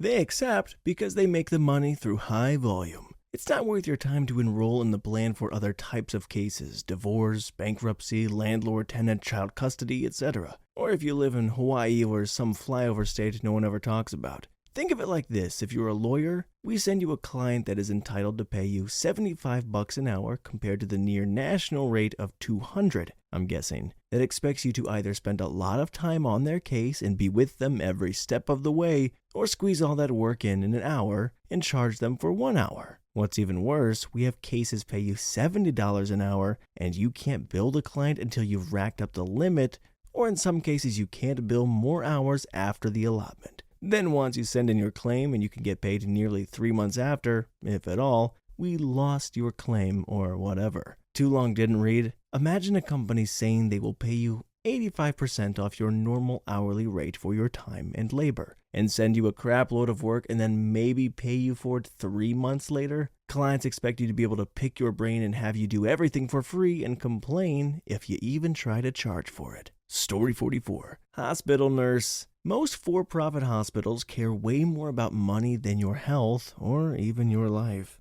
I've seen several patients die because the hospital couldn't spare the expense required to keep them alive. Brand new nurses are hired for dirt cheap, barely trained because the orienting nurses are already swamped by their own workload and are set out to work independently while dangerously underqualified at times. We were forced to lie and sign paperwork every shift stating that we were in every patient's room every hour. We had 7 effing patients. It's not even possible. But we were forced to do this or lose our jobs. The reasoning? If crap hits the fan, it's not the hospital's fault for dangerous understaffing, it's the nurses for lying on the charting. I could go on and on. Basically, not-for-profit hospitals have a lower mortality rate for a reason. And before anyone gets upset, I'm sure there are some wonderful facilities out there. Sadly, I think stories like mine are a bit more common. Story 45. My brother-in-law owns a small business where he sells artisanal items to pretentious yuppies and Gen Y hipsters. Soaps, both liquid and solid, bath accessories, shaving liquids and conditioners, etc. He recently added a product line that includes food items, which have been enormously successful. He buys these items from third-world sources, marks the items up by over 600% and up, and makes a killing. His primary targets are the vain, status-obsessed types who buy it because of the artisanal label. He opened his store in Austin in 2013 and now has 3 locations there and recently added one in San Antonio. People willingly pay an obscene premium for something that was crafted poorly, using questionable ingredients produced under uncertain conditions, and yet buy them because of the artisan label and the picture on the product. Ever consider the psychology behind the genre of music playing in the stores you shop? The music and scent inside the store? You have no idea how scent alone can influence people to purchase, man. My brother-in-law says actually helps the sales. This crap just flies off the shelves given what new agey, hipster, indie artist and essential oil scent is wafting through the air. Sadder still is the stories he tells of these affluent suckers and their quirks, affectations and neediness. One lady bought some $700 worth of soaps and lotions because of the music that was playing in the store. I'm not joking. And she offered the clerk money to know who the artist was. She now comes into the Austin location and actually asks the clerk if she can play that CD. And she can't because it's streamed in. Story 46. Huge grocery chain, Publix, I work for takes pride in how much they donate to the United Way as a company. Every year they have to beat last year's donations by asking employees to give more than the year before. They do one-on-one meetings with you and try to pressure you into giving more and more. You can imagine how someone who only makes $10 to $12 an hour could be hesitant to keep increasing their donations every year. It also became assumed that if you wanted to get promoted, then one way was to give more. One tier of donation was called the Managers Club. Want to be promoted to assistant manager? Well, you better start donating like one. This was used on me. All that aside, though, was what store managers would do to meet their quotas. They would pressure associates to donate huge amounts per week and tell them they could lower that amount at the beginning of the year before it kicked in. Essentially, they would bend the numbers, so to speak. I would agree to $25 a week in August, so my number would be $1,300 towards the goal. That would be the recorded amount. Then come January, I lower it to $5 before it can kick in. Many associates do this. Before January, Publix brags about how much they donated, but in reality, it's a false number because so many associates change their pledge after the fact. Very dishonest. Story 47. Soon to be ex-HR professional turning full-time IT recruiter here. This is a quick cheat sheet for millennials on why you may not be getting past the initial interview at a job. Having sat in on interviews with literally hundreds of millennials over the past years, I hope to point you in the right direction in helping to attain that job you want and need. I get your generation in many ways. I feel many companies are corrupt and not socially responsible. I also get wanting to genuinely make a difference at work and not be a cog in a machine, grinding out profit for rich fat cats at the expense of the environment and off the sweat of suppressed workers. I empathize. Completely, I do. If you take to heart some of the advice below, you may actually stand a chance of getting past the first interview or even invited to an interview. 1. Tone down the self-esteem, and I mean way the F down. I've observed the straight out of college candidates confidently state they can conduct cross-department meetings, build teams, and lead projects without having the relevant experience. One candidate overconfidently stated she could overcome any obstacle because her brand is invincible. What does that even mean? When one older employee on the interview panel snickered and smirked, she became openly defensive and instantly took the victim role, which is not a wise move, nor was having her mother call us to ask why we discriminated against her little snowflake, which leads me to my next point. 2. Do not have your parents go with you to a job interview or have them follow up for you to ask why we haven't selected you for said job. I mean, seriously, who the F does that? I've had angry mothers calling me asking why their 27-year-old son wasn't selected for a position. There were several parents of children in their mid-20s who actually wanted to sit in on the interview because they wanted to help their child get the job. Your parents may think they're trying to help you, but in reality, they're permanently stunting your growth in independent critical thinking processes. 3. Clean up your social media and remember, it's not all about you. I've had applicants submit resumes that had their Facebook URL just beneath their name. I get that your generation was told that your brand is all important, but that was a con job. You're more than what can be described in a bit of copy with supporting images. It's not what you say, it's how you say it. And sometimes not saying anything. That's what I find most annoying about millennials is this self-centered nature. Ask them about themselves and they can talk incessantly about me and me and me. They never ask about you or your company. When we ask, tell me about yourself. We aren't asking for every detail about you, nor do we want a 3-hour litany about how perfect you are and how many friends you have. Yes, one applicant we had went on for 10 minutes telling us how many friends she had and how awesome they thought she was. One candidate went on a bender telling us about his life and how he was bullied and overcame that. I mean, good, glad you did, and all because bullying sucks and it hurts, but how is that germane to the job you're applying for? Many millennial applicants never study about the company they're applying to, often missing critical opportunities to impress the interview panel. I mean, goodness gracious, simply click on the About Us link on the company page and memorize several facts. Do a token effort at least. But tell me how much profit we made in the last few quarters and tell us our mission and vision. Then I know you did your homework. And stop posting your quasi-adult content selfies on Facebook and Instagram if you're going to include the URLs on your resume. Some of you are photogenic, but some take really hideous photos and the fish duck pout is super 2008. Companies look for people who can responsibly represent them. And having your photo from last weekend's bar hop of you twerking with your butt cheeks visible and making a face like Miley Cyrus won't engender any confidence that we're interviewing a mature individual. 4. Dress the part. Groom for the part. Not only for an interview, but for the day-to-day job as well. We all know that having a brand was implanted in your brains by the con artists who've led you down this path of ruin, but your choice of clothing needs to echo that of the company you're joining. Oh, and ladies, when wearing a short skirt, underwear is not optional. Multiple times this has happened. Just because you had a sugar daddy that paid your way through college doesn't mean you'll find a benefactor here at Company X. And I'm talking to the guys too. Freeballing is not going to endear you to anyone on the interview panel either. We really don't care to see your cleavage or know that you hate bras. Your pokies may tell us you're sensitive to the low AC setting in the interview room, but at least use those cover-up pasties that won't show your dark areolas through that sheer shirt you thought was so apropos for the interview.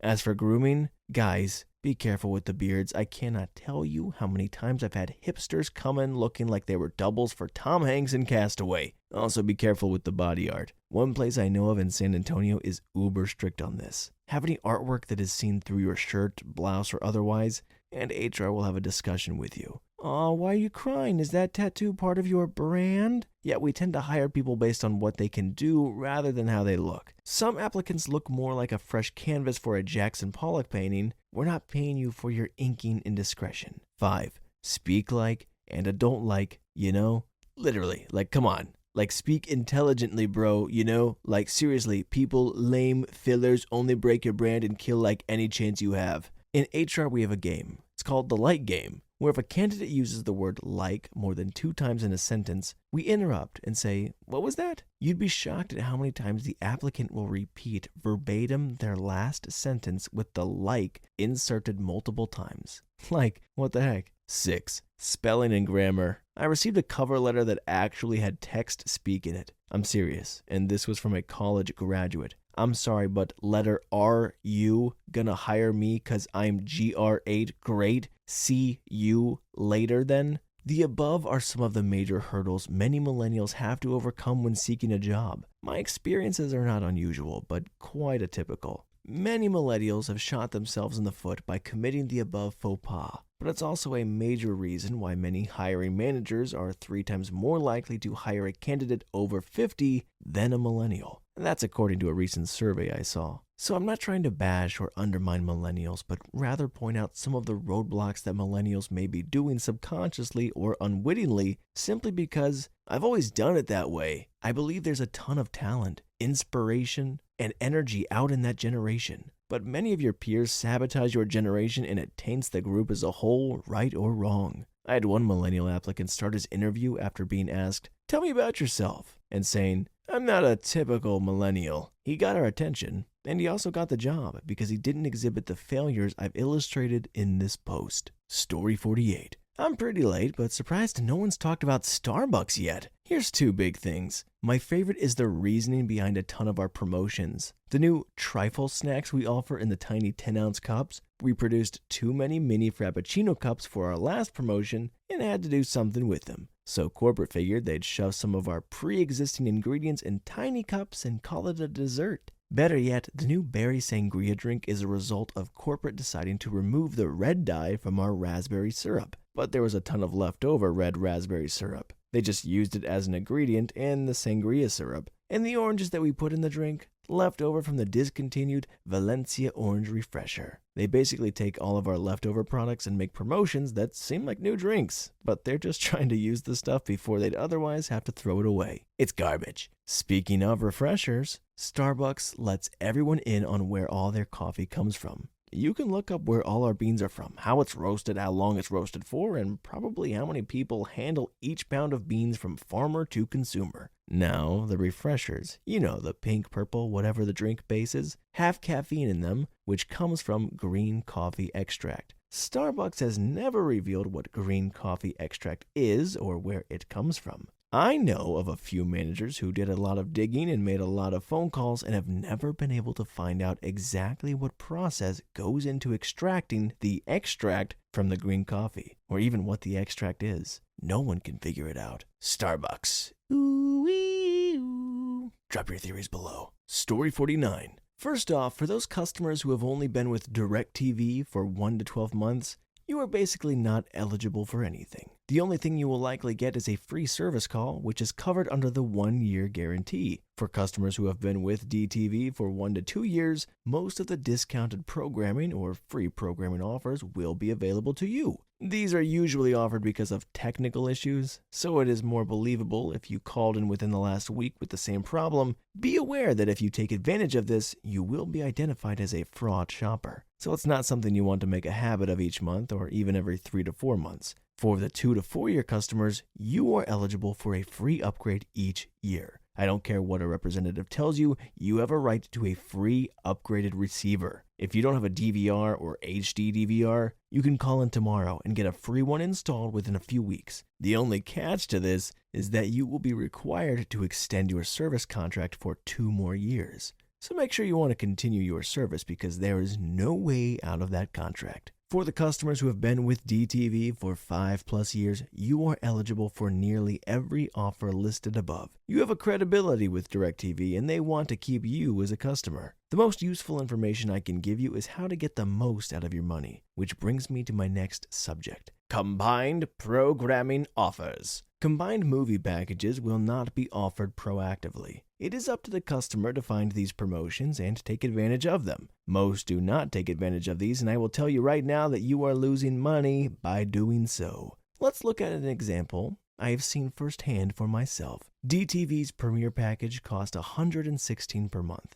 The package includes all of the movie channels, Starz, Showtime, HBO, and Cinemax. Last year, DTV offered HBO and Cinemax for the price of one, and Starz and Showtime for the price of one. The cost for the first movie package is $15. For the second movie package, it costs $12. The third is $11 and the fourth is $10. We can eliminate the third and fourth because there are 2 for 1 packages. So the total cost of all our movie packages would only be $27. Now that we know we can get all of our movie channels for $27, we need to trim down our base package. We established that the Premier package is $116 per month. Do you realize that the Choice Extra package is only $65 per month and has all but 2 or 3 channels, excluding the movie channels, that the Premier package offers? You can downgrade your package to Choice Extra and add those combined movie packages for $27. Your total monthly bill would go from $116 to $92, saving you $24 per month. What about the 2 or 3 channels that aren't offered in Choice Extra? With the $24 per month that you are now saving, you can purchase a sports pack or additional add-on pack and still be saving money. Note that these offers may still not be available as this was a year ago. This is solely for example purposes. It is your obligation to find the promotions throughout the year. The whole concept of packages is so that DirecTV can make the most money for channels they are providing. They have to pay other companies royalties for their channels.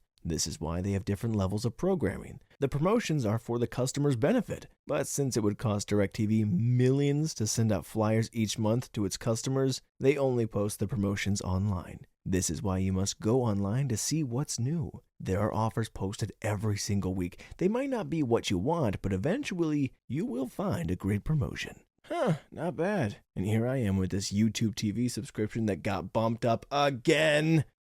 Also, I didn't realize till I read it right there that I pronounced the channel as Star Z in my head. It's probably just stars, isn't it? Let me know, do you guys say stars or Star Z? Story 50. Not an insider secret really, but it's definitely something that I know the customers would be interested in knowing. I used to work for a certain business that made edible fruit baskets, the arrangements that looked like beautiful flower bouquets. I had been an employee there for 3 years when I was essayed by a member of the corporate team that came to the store to teach us some new designs and changes in the company. I reported this to the owner, who not only did not report this in my file or to anyone at HR Corporate, but told people behind my back that I was asking for it. Shortly before I was fired, I was also notified that one of my employees, a woman recently paroled from prison for drug and identity theft and fraud charges, was stealing money from the register to buy hard drugs. Said employee found out that I knew this and was going to report her to the boss and made a preemptive strike, claiming I was planning on making trouble because no one took my claims of assault seriously. I wasn't going to do anything. I was fired and the parolee was promoted to my position as manager. Said employee is currently the finance manager for the main location, and her husband, a registered offender, is the head delivery driver who goes home to home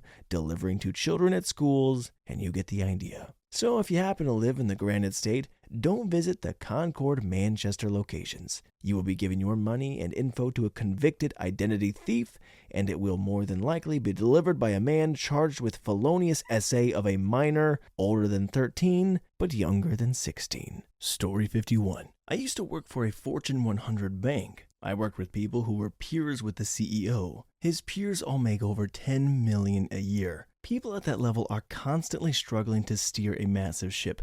More often than not, it seemed like many things were out of their control. For example, the CEO would try to steer the company in this direction, but due to political infighting from below, enormous sums of money would be lost. I'm literally talking about paying millions of dollars to some partner company to promote your product that amounted to nothing. We spent over $100 million acquiring a company before we really knew what to do with them. We spent tens of millions trying to salvage the operation and still came out with nothing. My point is, when people say corporations are bad, that's just BS. Corporations are massive mobs of, you guessed it, humans. The larger the company is, the harder it is for the company to move in any direction together. Often products that are hits came by a huge stroke of luck. Tons of people in the higher ranks got there not on merit, but by time spent with the company. It's hard to avoid this when the bank is really, really old. There are probably departments squirreled away and forgotten that don't really do much, but are just carryover of legacy departments. Also, the amount of money we blow through is insane. You see all these McKinsey, Bain, BCG, etc. consultants? A single engagement could cost hundreds of thousands of dollars a week. Sometimes we hire them to help us do an analysis of something that we completely just discarded. The amounts of money thrown around is out of this world, and yet the bank still does well. Again, people always think of corporations as evil, but the truly large ones are just huge mobs of people like us, sputtering along in a loosely bound direction. There are times where we'd work on a project that inadvertently was the same type of product another part of the company was working on, and each product probably takes over 5 to 10 million to really get rolling, so having redundant product gets expensive quick, not to mention people that need to be fired. Story 52 probably gets buried, but I work for a company that sells research tools, specifically reagents, antibodies, assay kits, proteins to biomedical researchers. For reference, these are things that if you live in a developed country, your tax dollars are probably going to purchase. There's some good stuff in the mix, but 90% of it is complete fraudulent crap. Almost all of it ships from China. QC, when present at all, is completely fraudulent. I have personally caught, on more than one occasion, the same quality control image being recropped and submitted for validation of two totally unrelated products. For the most part, the stuff they sell is made in such a way that it will fail, but it will fail reproducibly, e.g. a false positive that most researchers won't ever bother to cross-check. Most products change hands 3, 4, or 5 times before they ever reach the end user, and everybody adds 30% margins for doing nothing more than arranging a drop shipment from point A to point B, or maybe a little bit of packaging. The companies that manufacture these products inflate the price to feign quality. When they get caught, they close up shop and reopen under a different name 6 months later. There are literally billions of research dollars and God knows how many man-hours wasted on this crap every year. People's lives and academic careers have been ruined because of this. The management team refuses to acknowledge the problem or hold manufacturers accountable because they're living in a house of cards, and 70% of our revenue comes from selling products from the most egregious of the fraudsters. Story 53. I manage a Verizon store. Pro tip: don't get Verizon or any of the major cell phone carriers. It's way too expensive for what you pay, and you can get the same exact service from those prepaid services. The only reason you should go with one of the major carriers is if you want to finance your phone and can't afford to pay it outright. Even then, if that's the case, you should prioritize where your money is going. Do your research before walking into one of the major fours. They are worse than car salesmen and will rip you off or straight up lie to your face for the numbers and commission. Get your dang accessories off of Amazon. It's the same crap or better quality for less than half the price. Insurance can be a good or bad thing if you are in a contract. Otherwise, if you break your phone or lose it, you have to buy one outright or secondhand versus $100 for a new one. Guys, just weigh your options. Story 54. Never, ever order anything with McDonald's bacon on it. It sits out all day long. The ice cream machine is rarely broken. They just don't want to clean it or make your ice cream.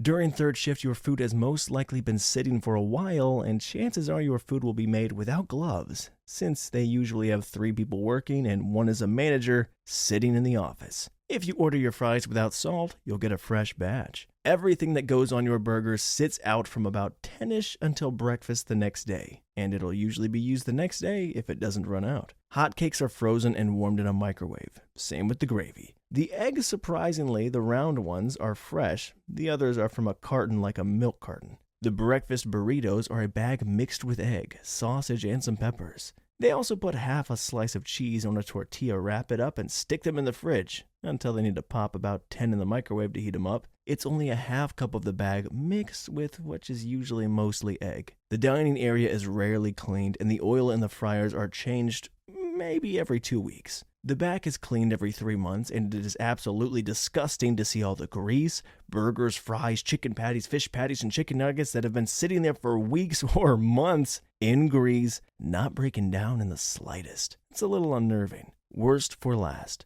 It is not required to use gloves when making hash browns and fries, aka nobody uses gloves when making your hash browns or fries. The fries aren't that bad since they have a dispenser for them. The hash browns you grab with your bare hand and you put in the fry rack with your bare hand. The only time you don't touch them barehanded is when you are putting them in the little slip. I'm going to be honest, guys, as far as my expectations go for McDonald's sanitation, not that bad. I mean, not great, but if that's the biggest peel behind the curtain, I'm impressed. Story 55. Way late to the game, but I have a couple. I used to work as an online/hotline psychic. The gimmick was that my company offered readings for as low as $2, with your first 10 minutes free. When I got a client, I was to eat up their free time in several ways. One way was to spew out just a bunch of gibberish. Hi, thanks for calling Hotline. This is, my name, your tarot, medium psychic, aura, angel channeling necromancer, spiritualist. Can I have your birthday and email? And as I was wasting time collecting the info from the clients, I was instructed to tell them I needed to put them on hold to channel the spirits or whatever, continuing to eat up more of their free time. The moment of hold allowed us to search the person by email and get as much info from them as possible. Then using that info, I was to try and sell them on more minutes, on the phone with me. I also worked at a popular department store that has been sued several times for price gouging. They mark up the suggested retail price on specific brand items, Levi, Maidenform, Dyson, so that when they have the sales, they appear on sale, when in reality,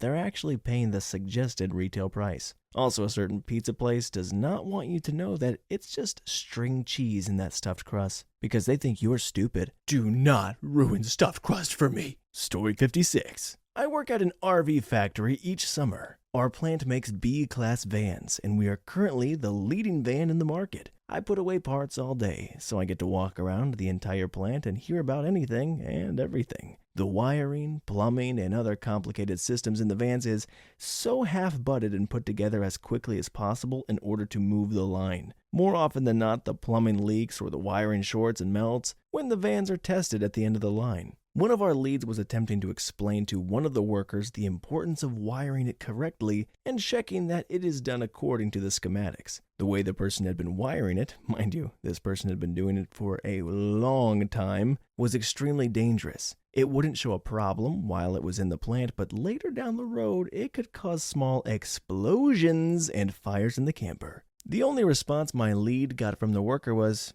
"I don't care, the lights still turn on. All that matters is how many units can be pumped out of the facility, regardless of quality. If we don't make our quarter goal, the management doesn't get their bonus check. So, hey, don't buy B vans." Story 57. I worked for Sears in the mattress department. All competing stores, Sit and Sleep, Macy's, JCP, etc., had the same mattresses, but agreed to have different names on them in order to avoid price matching. That's why that guy says, "We'll beat anyone's price or your mattress is free." It's because it's not possible for a competitor to have a cheaper price because no one else has that model mattress. The second thing is Sears, as well as other mattress stores, is always running a 50% plus sale on mattresses. The way they circumvent the law, because it's illegal to have a sale 365 days a year, is by having a duplicate of every mattress made by the manufacturer. Every 3 weeks we sell Type 2 of the same mattress with a different SKU. The difference between the Type 1 and Type 2 is the stitching pattern on the mattress. This is how stores avoid getting hit by the law. Lastly, the cost of the mattress after the 50% off is still about 80% markup. I can tell you more messed up things about Sears. I was a lead for appliances, mattresses, and TVs, but I doubt you want to hear all the backroom scams they really do. What do you mean you doubt we want to hear about the backroom scams? That's exactly what we want. I want more dirty secrets. Come on, spill the beans. Story 58.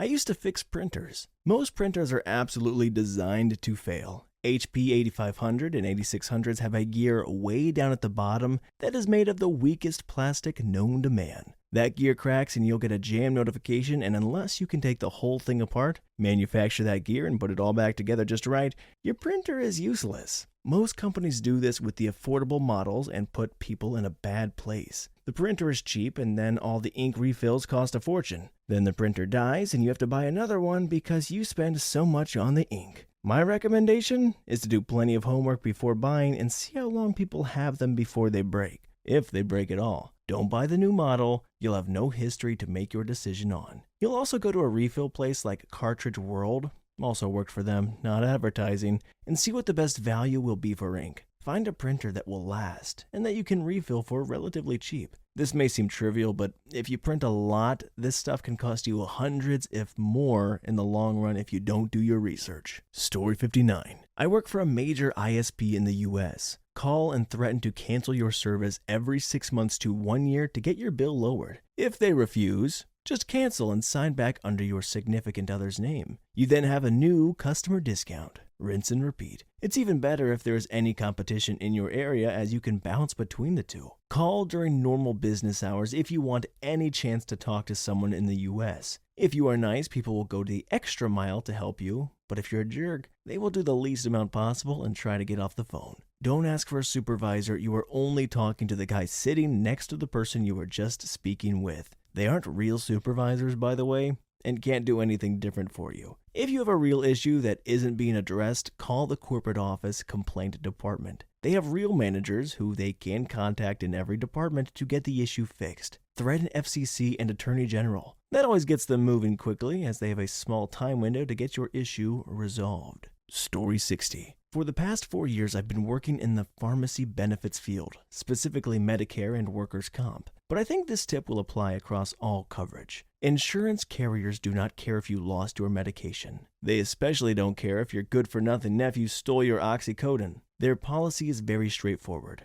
We do not cover lost or stolen medication. So don't even try that route. Don't tell the pharmacy about your legit police report. Just remember these magic words: vacation override. I'm going out of town the next week for 2 months. Can I get my next 2 refills now? Then the pharmacy calls your insurance and says the magic words, vacation override, and you're good to go. When I was working in Medicare, our members were entitled to 2 vacation overrides a year, and they could get 90 pills per fill. Also, if you have Medicare and your insurance carrier refuses to pay for your medication and you are not in the donut hole, call your carrier and find out how to start the prior authorization process. It's really simple. They'll just fax a form to your doctor's office. It's so obvious, but so many people don't take this crucial first step. If your doctor submits the authorization request and it's denied, submit an appeal in writing. A high number of appeals were granted. If you have submitted an appeal and it was denied, submit a second one. Most of the meds that are appealed twice were approved. Now, if that doesn't work, you can submit a third appeal directly to CMS and go over your carrier. Patients who were tenacious and willing to submit the appeals in writing almost always got their medication. It's a pain in the butt, but it's better than suffering or dying for the lack of medication. Story 61. The same brooms cleaners used in the bathroom stalls are used to clean the tabletops at our cinema. Because lots of our customers are pigs who forget cleaners also deserve respect and not abuse, and leave yards of toilet paper, urine, and other filth lying around like our measly $6 an hour, 8 hours a day, 6 days a week covers that. If you can do that to us, you can eat those germs right back off the tables they also spill stuff on. Hey, why deny a pigsty? In every movie, somehow people feel an obligation to spill an entire bucket of popcorn they just bought for an hour's minimum wage. I don't know, y'all too rich to care. I hurt too much to walk my dogs after a shift and still can't afford to see those same movies. So yeah, we don't care about your germophobia if you don't care that cleaners aren't two poo fetishists. Just like you got no right to scribble on bus seats just because some cleaner is underpaid to scrub that off, you can't just pee all over the toilet seat and think that's okay. Also, pet shop secret. The cute baby hamsters you saw last week didn't find good homes. There isn't half the demand for small rodents as pet shops allow to breed uncontrollably, but the snake and the flower horn sure appreciated the feast. We just tend to be forbidden from feeding carnivores live food in front of young customers. Oh, reality. Quick, hide that. Snakes are breatharians, didn't you know? 4X. Here in Israel, we like to say we're based in Britain because we polarize so bad that unless you're into us, you're totally going to invest your very home with us. You'll hang up on the spot because you're more likely to hate us. Retail in general. Sometimes our recommendations are neither quality-based nor about selling the most expensive. Sometimes there is just a larger profit margin in something that isn't the most expensive. And this often means that there is a bonus commission on the sale that the salesperson cashes in on. Birthright.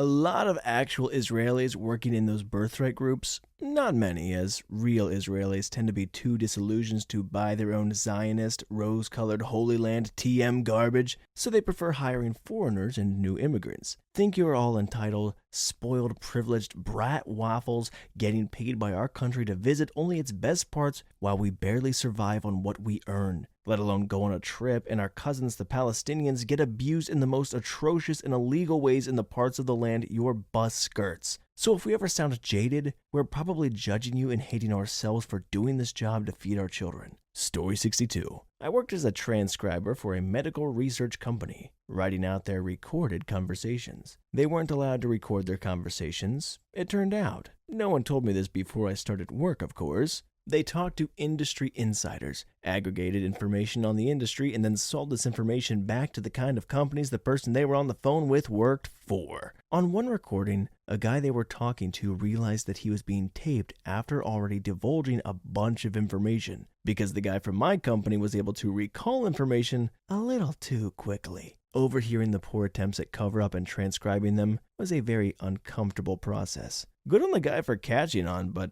of course most people they talk to never do. Story 63. I used to work for Sony Music ATV. This is the publishing company that Michael Jackson half-owned with Sony. So, two things. One, people who worked there hated, and I mean hated Michael Jackson. They despised him. They also had never met the man. They would talk really mean about him. I got a rough cut of his album Invincible before it was to be released, and none of them had access to it. I let them hear it, and a bunch of these talentless hacks went into a VP's room and huddled around the desk listening to it with the door closed. They hated him, but they listened anyway. Who they loved was Cat Stevens and the Beatles. 2.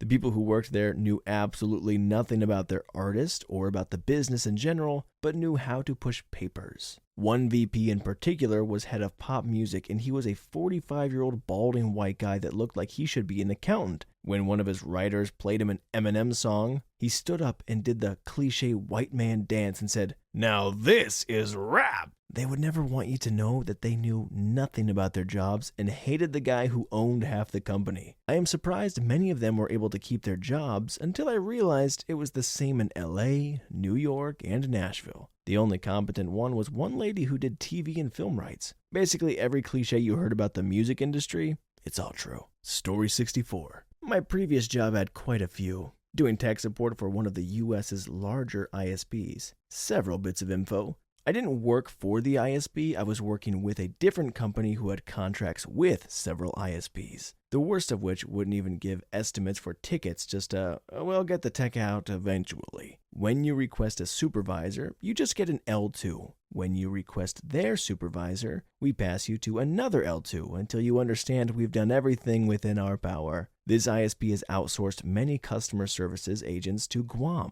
These people have minimal English, minimal training, and are even told that it isn't their job to do many standard functions of customer service reps. I can see an entire DNS log for the internet that is data capped, that we regularly use to determine why data is used up. Our routers are crap, and we know it. We can't give any time estimates for repairs or installs, only dates. And if the system schedules it late in the day, then we can only guess if it'll be in that day or the day after. If you're in the area with congestion, there is nothing we can or will do to fix your speed or disconnects. We won't give you the speed you're paying for, and we won't credit the account other than maybe a tiny courtesy credit. Training for both customer service and tech support, if you're adamant about a resolution, is to shove you off to whichever one you aren't talking to at the time, or give you a hand wave to, maybe this form will do eventually. Story 65. Used to work electronics, mainly TV sales. My pro tip? If you're getting any services, warranty, install, calibration, etc., you should easily be able to get 50% of the total services off the TV price. Buying a TV that's $1,000, getting install for $200, calibration for $300, warranty $300, total of $800 in services? Say you'll take it all for $1,400. Services make way more profit, so they will gladly mark down a TV below cost if there are enough services attached. Oh, and never pay for HDMI cables.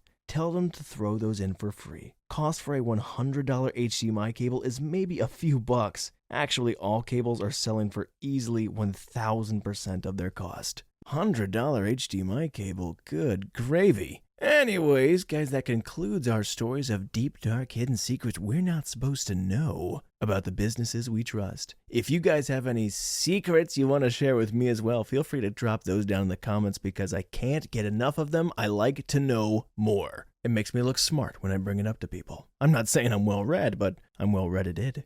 Again, guys, thanks for hanging out, and we will see you in the next one.